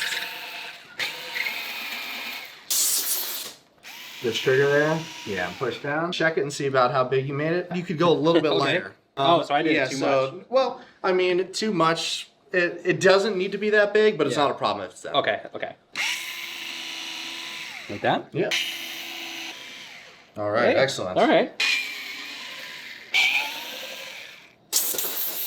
We're going to mark out where our jack has to go. Yeah. We have a template for that to make it as easy as possible. It doesn't quite fit in. Some paint goes on a little bit thicker. Beautiful. Yep. Oh, just like that. And you're gonna try to line this up as square as possible. Take our little awl right here, and you're just gonna mark out the center of the holes, and we'll check and see how close you got. The shaky input jack is so annoying. And I've had a lot of them. That looks just slightly off. Well, let's double check. You're maybe just like 1 millimeter off. Now we have our holes marked out, and so we're gonna drill. And you just do this freehand, hey? Yep. I'm gonna have you do this one too. Not much to worry about at this point. We have a little depth stop marked out with some tape here. Bring it up to the tape. Bring it up to the tape.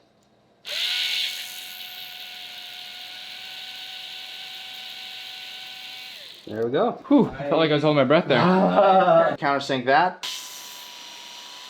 We're gonna move and do some stuff on the drill press now. I'm just gonna check that it's gonna go deeper than the pocket, which it sure is.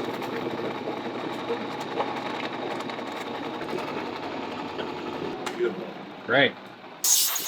That is very satisfying. This one you're gonna bring all the way down. It's not gonna hit this, but you're gonna feel it bottoming out. Okay. Beautiful. There's the post, it's threaded. Just give these a few taps, yeah. We want these to be as precise as possible so that bridge has very few reasons to be out of tune. Ideally, we want the top of the bushing to be flush with the top of the body. As I'm pulling down, I'm gonna get lower and watch this guy come to be flat with the body. Right about there. That is very satisfying. Right? It seems like it's going in straight to me. Yep. You can keep going right there, Scott. Right there. Excellent. All right, nice. For the people who might not know, this is going to have a floating bridge. There's strings on this side that pull on it, springs on this side that pull on it. So the bridge is like, it can move, which means if you don't do it just right, it won't be in tune at all. The next step that we're going to do is putting on some strap buttons. If you look at a lot of the old Schecters, and what is kind of standard on our traditional is 2 strap buttons on the bottom. They were thinking, all right, if somebody's playing this in the studio, they might just throw their guitar down on the couch or lean it up against the wall. Stand's not always handy, right? So if you have 2 strap buttons here, then it can have a little bit more balance. You have the option, obviously. Some people prefer to stick with the classical 1 strap button, or we can go full Schecter and do it the 2. I don't know. What do you prefer, Jonathan? I kind of like the old school look. Let's do it. You know, I'm looking at the angle here and I'm trying to follow this curve. Then I'm going to turn it and I'm going to double check. I'm going to see, okay, am I center? I'm going to give myself like a little preliminary mark. And that is pretty much dead on center. That's what I like to see. I always make sure Countersink. Repeat on the other side. Exactly. Majority of the time, these are the strap buttons that we use. So you got the gold ones as well. Black, chrome. And we're doing chrome trim. We're doing chrome trim on this one. Yeah, Yep. sweet. This is a centerline stencil. A little bit of a mark right here. Distance in between the two, which is around 90 millimeters. So that's pretty good right there. Make a mark there. I've never seen the two strap buttons in it. Make sure that's nice and tight. There you go. Wow. You have your strap button. You can see there. I know I've said this so many times in this video so far, but like, wow, no, this really looks like a guitar. Yeah, totally.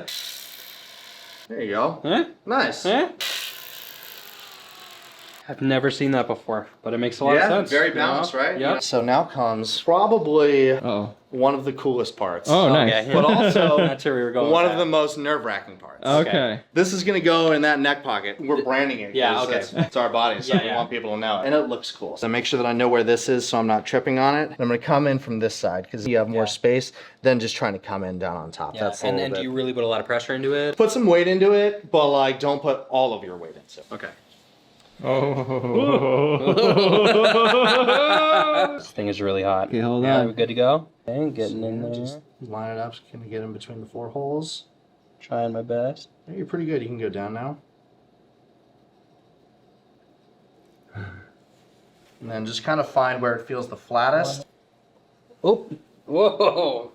Yeah. Oh. Not too shabby. Not too you shabby. got a little bit over here, but Yeah, that is yeah, not too that's bad. right. Get some shielding paint in there. Cool. Final step. The shielding paint, what does that do? What the shielding paint does is it creates what's known as a Faraday cage. Essentially a metal box that prevents any frequencies from penetrating it. We're using paint that has conductive material in it, and we're gonna paint it all throughout here, and it's actually gonna connect to a shielded portion of our pick guard. That's going to reduce some extra frequencies that get into the guitar. Basically, where all the electronics are inside the guitar, you just turn that into a metal box. More or less, yeah. Conductive shielding paint.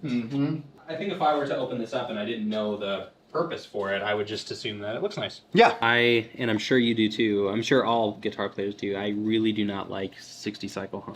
I can't stand it. Yeah, just comes with using magnets and electronics. I remember recording my first few albums and spending an insane amount of time trying to optimize my little studio in my parents' basement to get this little 60 cycle hum.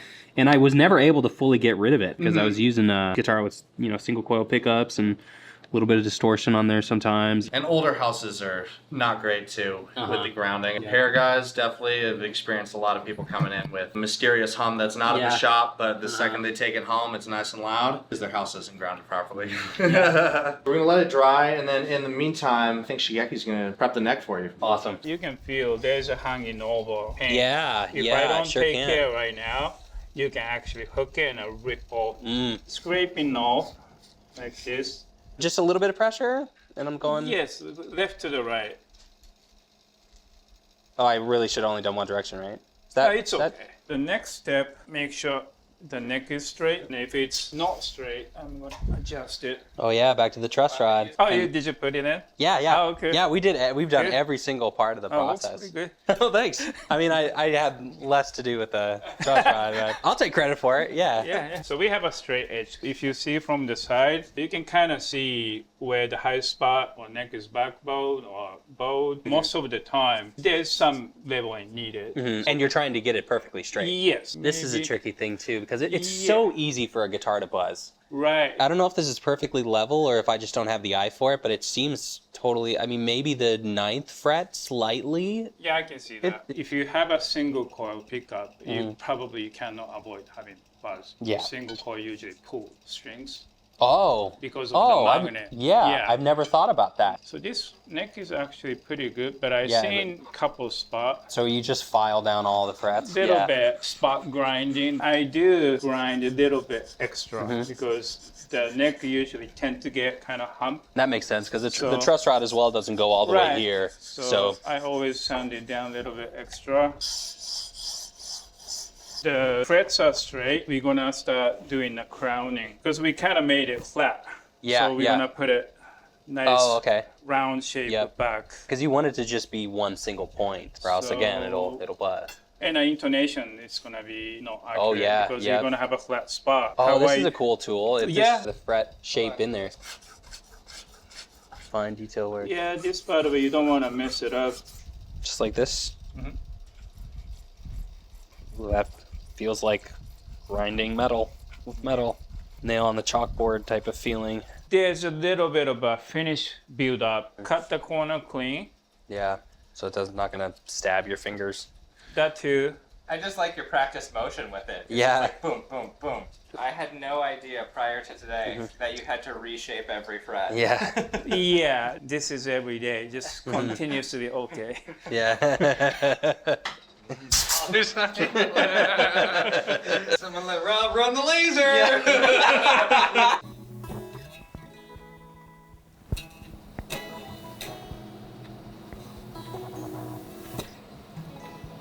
After crowning with the metal file, this one actually, I have a sanding paper. I'm sanding a little bit, kind of a clean up part of the process. So after this, we're gonna round the frets. That's pretty important part of it because you're going to feel it. Yeah, So totally. That affects the playability part of it. Great beat. Yeah, I was just listening to that song. You can make the music out of it. So it's tricky to make it symmetrical. How long have you been doing it? I've been doing this probably 30 years almost. 30 years? Yeah, too long. Yeah, too long. And now we're really getting into the parts where like the camera can't really see the work you're doing, Right. but it makes a huge difference in how the guitar feels. So, yeah. Could I give it a shot? Yes. First couple stroke, like a tiny one. So digging into it. Okay. That's a lot harder than it looks. Looks good. Yeah, well, thanks. Well, especially when you see an expert doing it. Yeah, when so it becomes, yeah. This I'm actually doing pretty slow. Yeah. When I rushing through, I kind of Ooh. go like this. Yeah, I definitely can't do When that. I do like a 6, 7 in a day. This part of it is tricky too because you want to be symmetrical, the shape wise, but the angle is completely different.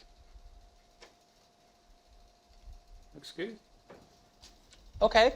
This is the area you can also screw it up. It could destroy neck and everybody looking at you as like, come on. There's a little scratch, so I'm gonna scrape it off a little bit. Oh, you scraped right off the fingerboard. Right. Wow. Then we're going to kind of keep moving around. Man, there's so much work you do after the frets are on. And we still have sanding after that. So, Of course we do. No way did I imagine you Yeah. rounded the edges of the fingerboard with a razor blade by hand. Yeah. some people use file. It's safer and easier. This one may be a little more difficult, but you have a full control bit. Oh, jeez. Oh, jeez. Yeah. You made it seem like I'm cutting into it. You made it seem like butter. Kind of the pressure, right pressure and right angle. I don't know. This is. It's difficult to explain it. of course. Yeah, Kind this of is- body remembers it. It keeps getting caught. It doesn't glide. I think the pressure is almost not there. Oh, it's very little Yeah, it's pressure? like touching it. Okay, that makes a lot more sense to me. Oh, okay. But it's so fine, it's hard to tell. Getting pretty good. That seems about right to me. Clean up with the sandpaper. you Almost just- doing you- the same thing. Oh, okay. Oh, same deal. But both a ways. little okay. bit smoother. Start blending into the fingerboard. That's when you start seeing kind of a round in the edge. Yeah. So then you do that for both sides. Yes. Then I put a masking tape protecting a little bit, completely blending And then you do that for every single one. and- every single one. Making guitars is a lot of work. So you do 2 different sponges as well then, too? Yes, that's about it. It's almost close to be done. We'll finish it up tomorrow. Yeah. I haven't been sleeping super well in my hotel, so I'm not Okay. at 100%, so I'm just going to wear this today. Day 4. All right, what are we doing? So Yeah. we finished all the rounding part of it. Like we're going to bring it to the buffing room and just... Yes, Oh, and okay, I don't okay. want to polish the fingerboard. I like to be bare wood, clean, satin looking. So we're gonna apply masking tape And then bring it over to the buffing room and yes, just do the and final... polish it. Yeah, if so- you wanna. Yeah, I would love to. Yeah. It's kind of dangerous part of it. You might drop it. Man, watching your hands move with Yeah. tape is really, really insane. It's so good. Yeah. You can tell you've done this many I mean, I times. do this every single day. It looks like you're scratching a fingerboard, but I'm not really touching. I wonder how much tape goes into each guitar, because it feels like we Yeah, used like we 20 use yards of tape already. Everywhere. He makes it look really fast. It is super difficult to get it that fast. every step of the way. You need to go through 4 or 5 different sandpapers. And then once you're done with the sandpaper, then you go to the buffing, which is kind of like sanding, but more fine and without sand. Right. Now it's ready for the buff. Time to get buff. Oh, we got a whole other buffing We room. have a buffing wheel here. Yeah. We were going back to the buffing room. There's a lot of rooms in this No, place. no. Just clean up a little bit. I don't want to heat it up too much. At the same time, I want to be clean and shiny. If you're not holding right, and if you get caught, it's going to go right down to the ground. The edge is kind of a dangerous part of it because Yeah, 'cause you're you can doing grab this, you grip the headstock really strong, also putting the finger on the bottom. In case you're getting caught, you still catch it. Thanks. Oh, and it's hot too. Yeah. Oh God. Well, you can go a little bit faster, so it's not gonna get hot like that. Oh, that's why it's getting hot, because Yeah, I'm going too much, slow.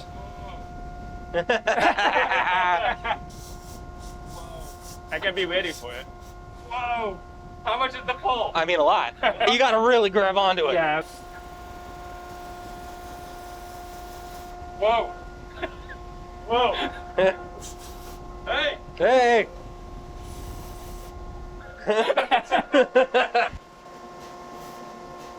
That's it. All right. Oh wow! Yep. Gleaming. That's how I'm used to seeing him. Yeah, that was just brand new. I guess I just always assumed you put in the frets and knock them in, and that's it. Yeah. There's a lot of work that Oh, goes yeah. into them looking this nice. Yeah. Beautiful. Yeah, get a good shot of it now, because I've had a lot of guitars for many years, and the Right. frets don't look like that anymore. So the next step is installing the nut. This one's a little bit oversized, so I still have to shape. Well, what is that nut made out of? Graphic. It's a black tusk nut that we use. Just like a synthetic. I really like it. I think it sounds really good. I have to kind of shape it. Oh, geez. Wow. It's another sound. More sanding. Why synthetic tusk? When you drop it, it sounds really crisp. Mm-hmm. And also, consistencies. Every single Yeah. one is exactly the same. Yeah, rather than using real animal bone. So I'm going to take it out again. Beautiful. Rounding the edge. If you have a really sharp nut at the end of the guitar, it can cut Right. go under your finger and be And uncomfortable. cheap one tend to have that. So it's pretty good. Pretty tight. Yeah, it looks great. We do use super glue. As soon as you put it on, it's Starts gonna hardening. be on. You don't put too much on the edge because it's gonna come out. We have to still fine adjust the height. You can tell how much space to the top of the first fret. Jeez. The low E has a little bit. Those are much higher. And the high is actually pretty good as it is. Yeah, that's tough too, because you do want a little bit of space there. Right. You don't want to be on it. But Yeah. if you leave it too high, then you're not going to get perfect intonation because you have to press it so hard. Yeah, and the differences here between too high and just right are extremely tiny.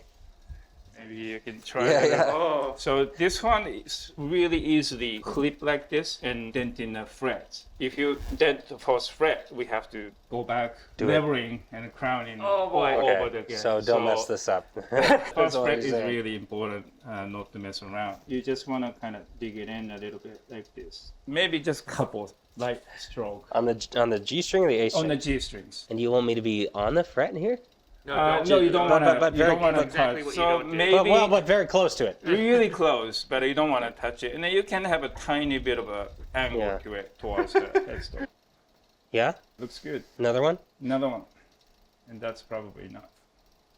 Oof. That's a bit nerve-wracking. Everything at this point of the process feels so high stakes Yeah. to me. It's like there's so much that comes before it Right. that you're responsible for keeping intact. Yeah. It's stressful in a way.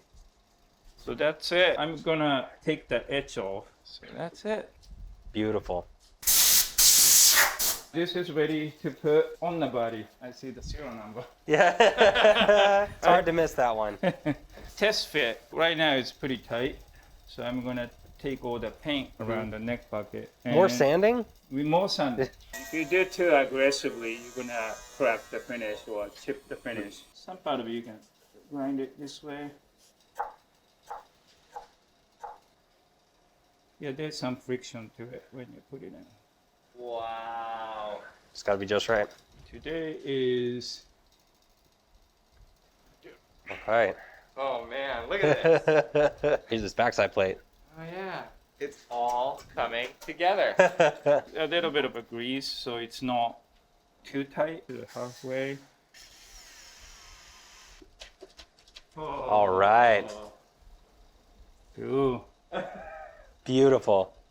Yeah, that's it. Check that out. Wow. It's looking nearly done, but it doesn't sound like anything yet. Let's pick out a pick guard. Oh, yeah. Quite an assortment for you to pick through. If you want to test them on the body, we can see how they look. I'm pretty sure I already know which one I want. Okay. Because I am basing the color and some of the look off of the Wayne's World guitar. Oh, yeah, so then that looks pretty nice. That does look pretty nice.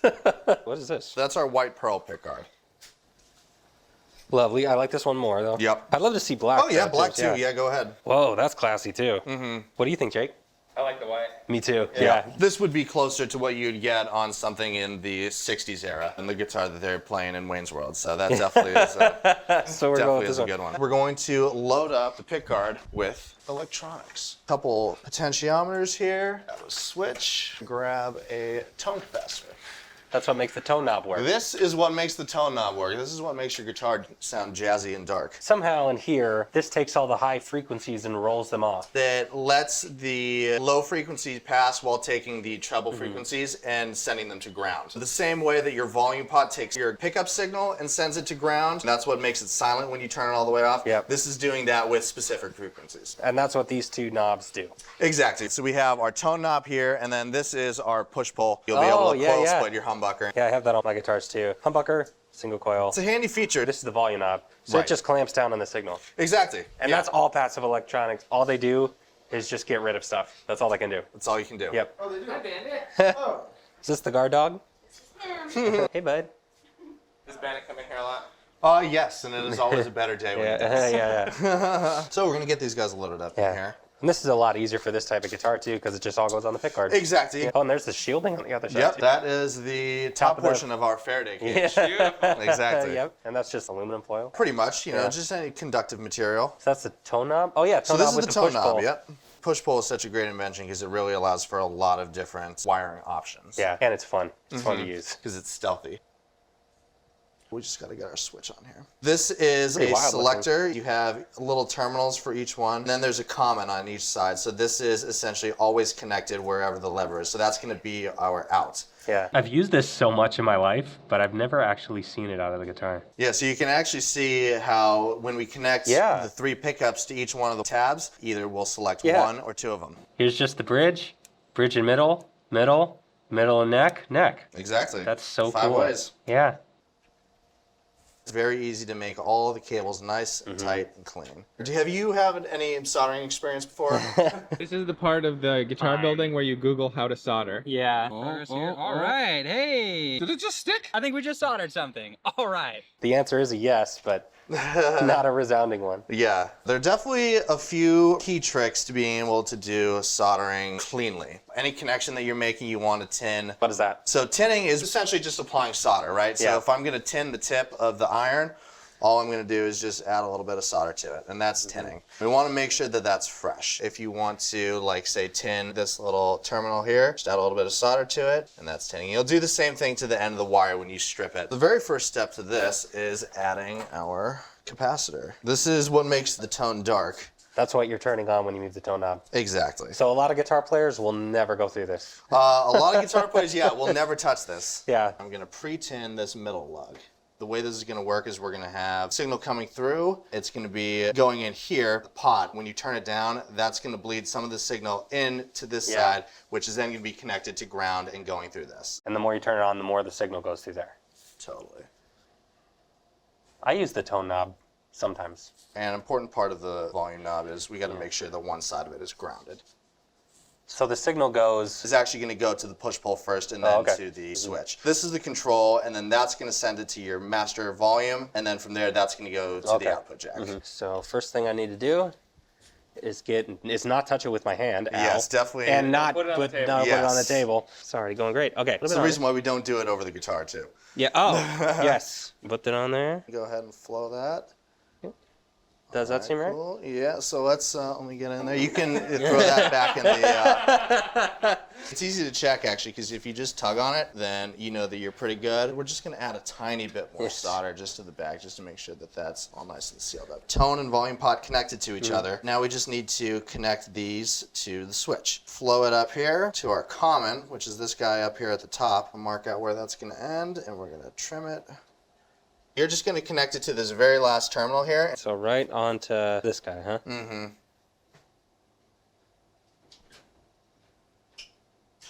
Looks pretty good. Is it on there? Yeah. All right, excellent. There are only 2 more wires to this. It's a pretty simple circuit. Oh, really? The 2 single coils are connected here, and the humbucker is connected here. I'm going to tin these terminals on one side of our push-pull. These you definitely have to be quick with. Are they just thinner? Yeah, they heat up really fast, so. Boom, just like that. All right. We're going to kind of match this same line that we have with the other wire. And we just want to keep everything kind of neat and tidy looking in here too. Trim it. Just do that. And now, probably the most crucial one, because without this wire, you're going to have a very, very noisy circuit, which I'm sure you've experienced at some point in time, and that is a ground wire. Very important that we have everything metal connected to one another. Otherwise, it just introduces crazy noise. Yeah, and it can shock you. If you're playing at like a really big stage with a huge PA, it can be actually dangerous. There's a lot of high voltage. So this one is the most important one. Without this one, your guitar is not going to be safe, and it's going to sound bad.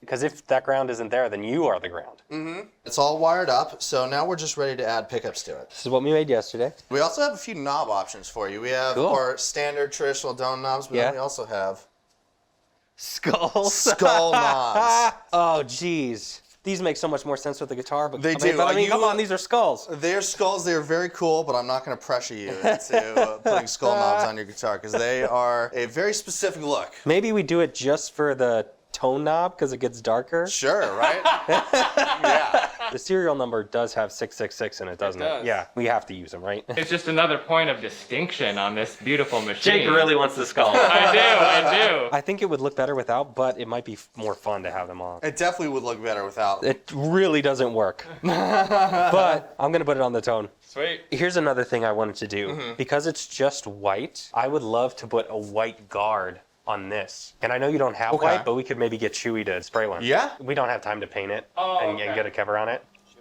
A lot of components. Yeah. There are a lot of components. What is that? These are just the switch tips. You can just see which one you kind of like the color of a little bit better. To my eye, that one matches this I would agree with you. Yeah, I so let's agree just that have this it one match. matches a little bit better. Just like that. Easy enough.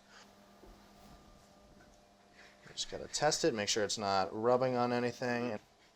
There we go. There you go. Beautiful. Going into extreme mode. We use surgical tube as sort of the cushion. And surgical tube is for surgery. It is for surgery. I always find it's a little bit easier to start with the single coils. This is a very important part. We're going to make sure that we're actually putting the neck pickup in the neck position. A little bit on one side, a little bit on the other side. And those are meant to be adjustable. I can have you install this metal position. I can do that. Nice. Cool. Take a look at the pickups there. I want them to be pretty parallel. Those look pretty good to me. Now to the humbucker. Now to the humbucker. Same deal? Same deal. All right. Yeah, excellent. Give that a visual check on the side to see how well that's sitting. We go a little bit less on it. Okay. There we go. Yeah, looking good. Cool. Now this is the fun part because this is really where it comes together and looks nice and neat and professional. I'm going to start by gathering all of the wires together kind of in a neat way. So we're going to start with the ground wires on the bottom and then run our hot wires from the pickups on the top. Zip tie these together.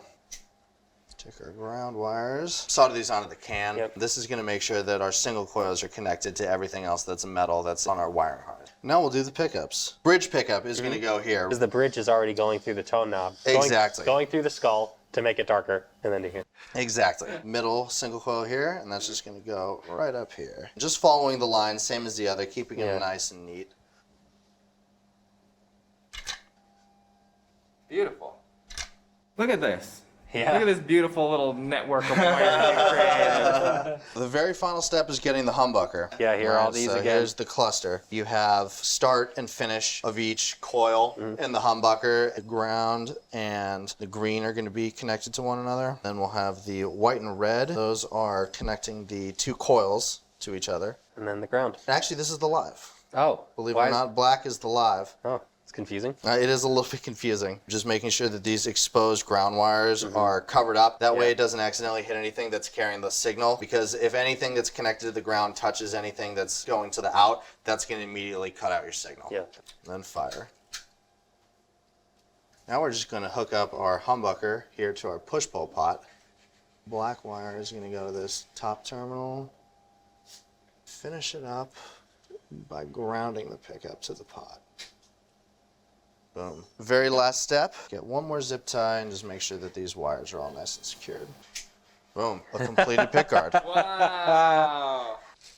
This is the side I'm a lot more familiar with. And we just have a few more things to add to it before we can go ahead and put the pickguard on. The claw and the input jack What here. is the claw? The claw is what the tremolo spring's attached to. So it goes in this cavity back here.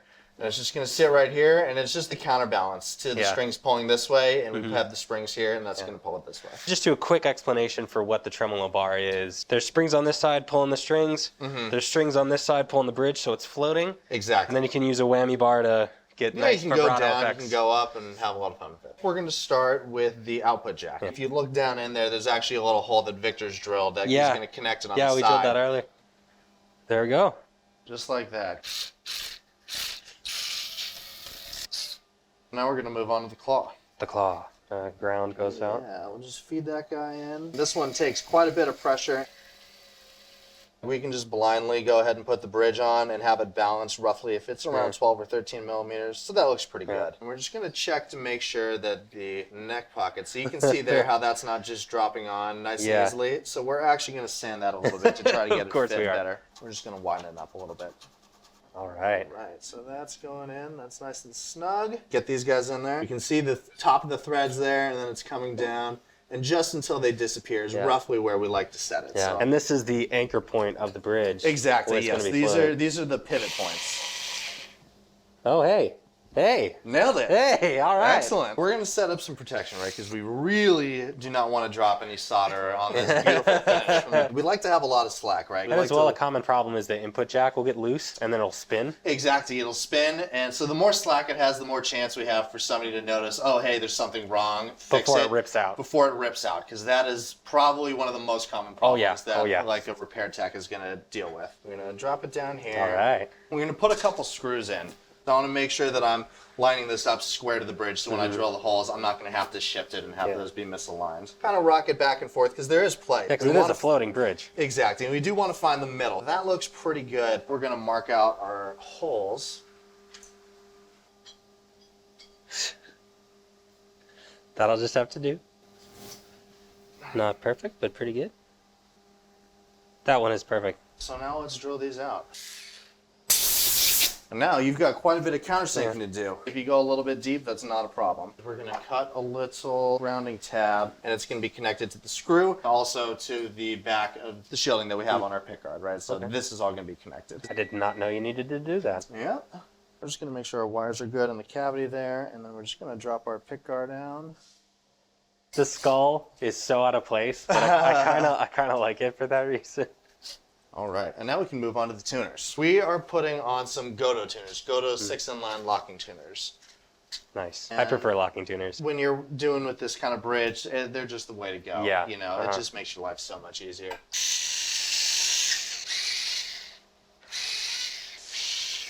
The way our tuners work is they are staggered. What does that mean? If you look at a lot of guitars, all the tuners will be the exact same height. These will gradually get shorter, and that just adds a little bit more break angle behind the nut. Oh, okay. Just makes the tuning stability a little bit better and makes sure that there's good contact with the nut here. 20 millimeter, 19 millimeter, and then 318 down here.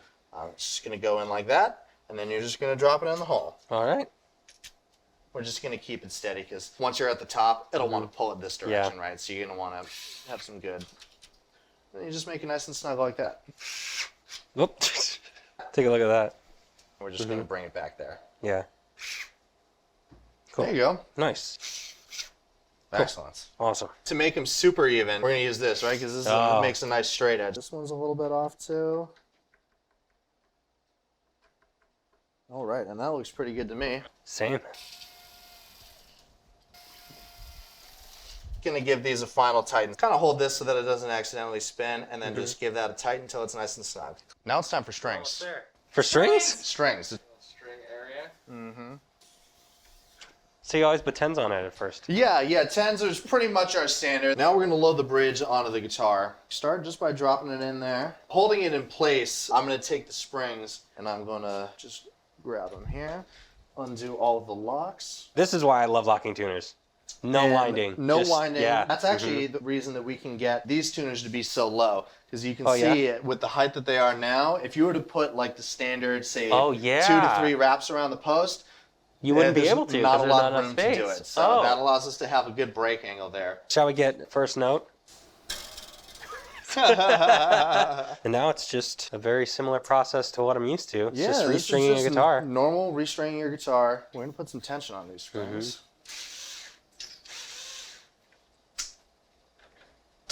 All right, that's a guitar. Yes, it is. And it sounds beautiful.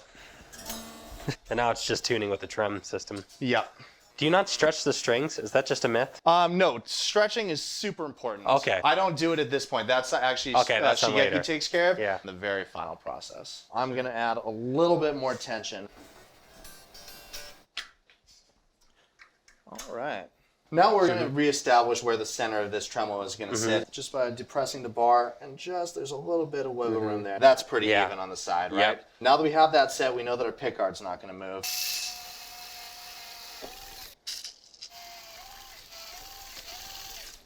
All right. All right, String we're tree back. is next. Yeah, just because as you can see, these two are pretty high up, so we're just pushing them down. Yep. String tree from over here. Sand the bottom of it. It's the very last time you'll need to sand on this guitar. Even the string tree gets sanded. Yep. We're gonna line it up with this washer of our D string. Cool. Put a nice polish on it. Take all of our fingerprints off of it. All right. And that is a completed guitar ready to be set up. Hell yeah. Thank you, Jonathan. Yeah, my pleasure. Thank you. I'm just double checking everything and tweaking intonations, make sure it's dead on, string action, pickup height. And you do this for everyone that goes out? Yes. Oh. I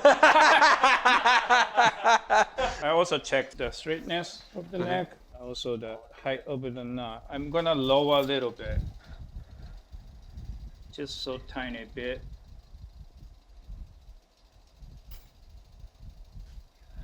But that looks pretty good. That part of the Yeah, sometimes trust fall stuck in it, so I just give it a little bit of What's the pinky index Yeah. press that you're doing? I'm using a string as a straight edge. The string is really straight, so I'm using the last fret and the first fret to see how much bow in the neck. When you do that, you're wanting just a little bit of give? Just a little bit. Also, you can check if the neck is twisted or not. I think I'm gonna raise a little bit. Skull knob looking good. Yeah, actually, this looks really good. Made the right call. Yeah. When I'm changing those actions, it does change the spring tension a little bit. And if you're raising pickup too high, it just causes issue with the intonation. Because it's pulling on the strings. Right.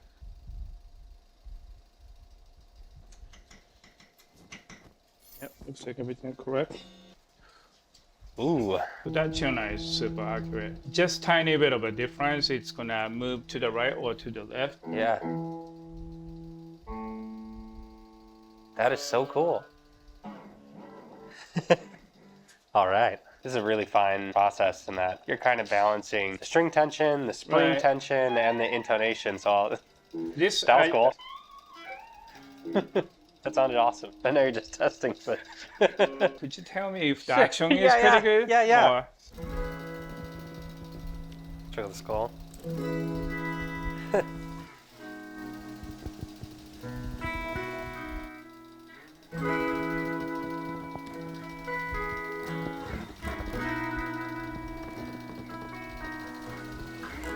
Feels great. Yeah, it feels perfect.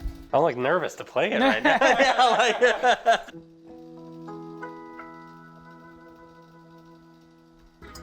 Oh, wow. That sounded good. Thank you. Sounds beautiful. Back plate, and that's it. It's completed. All right, this is it. Yes. All right, final screw. There it is. Beautiful. All right. That's it. Thank you so much, Shigeki. Cool. Now I'll bring it to Chicago and see what music I can make with it. Good.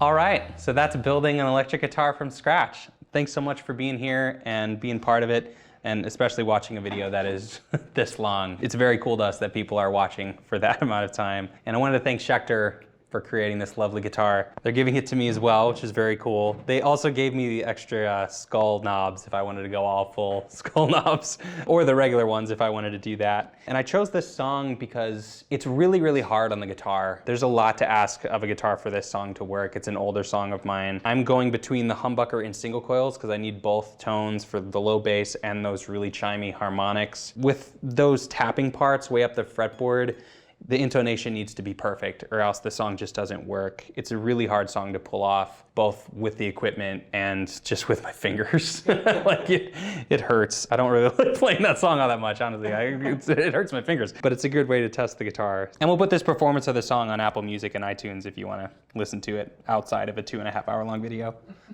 Thanks again to Schecter. Thanks again to you for being here. I'm sure this isn't the last time we do something like this on the channel, so you can subscribe if you would like, and we'll see you soon.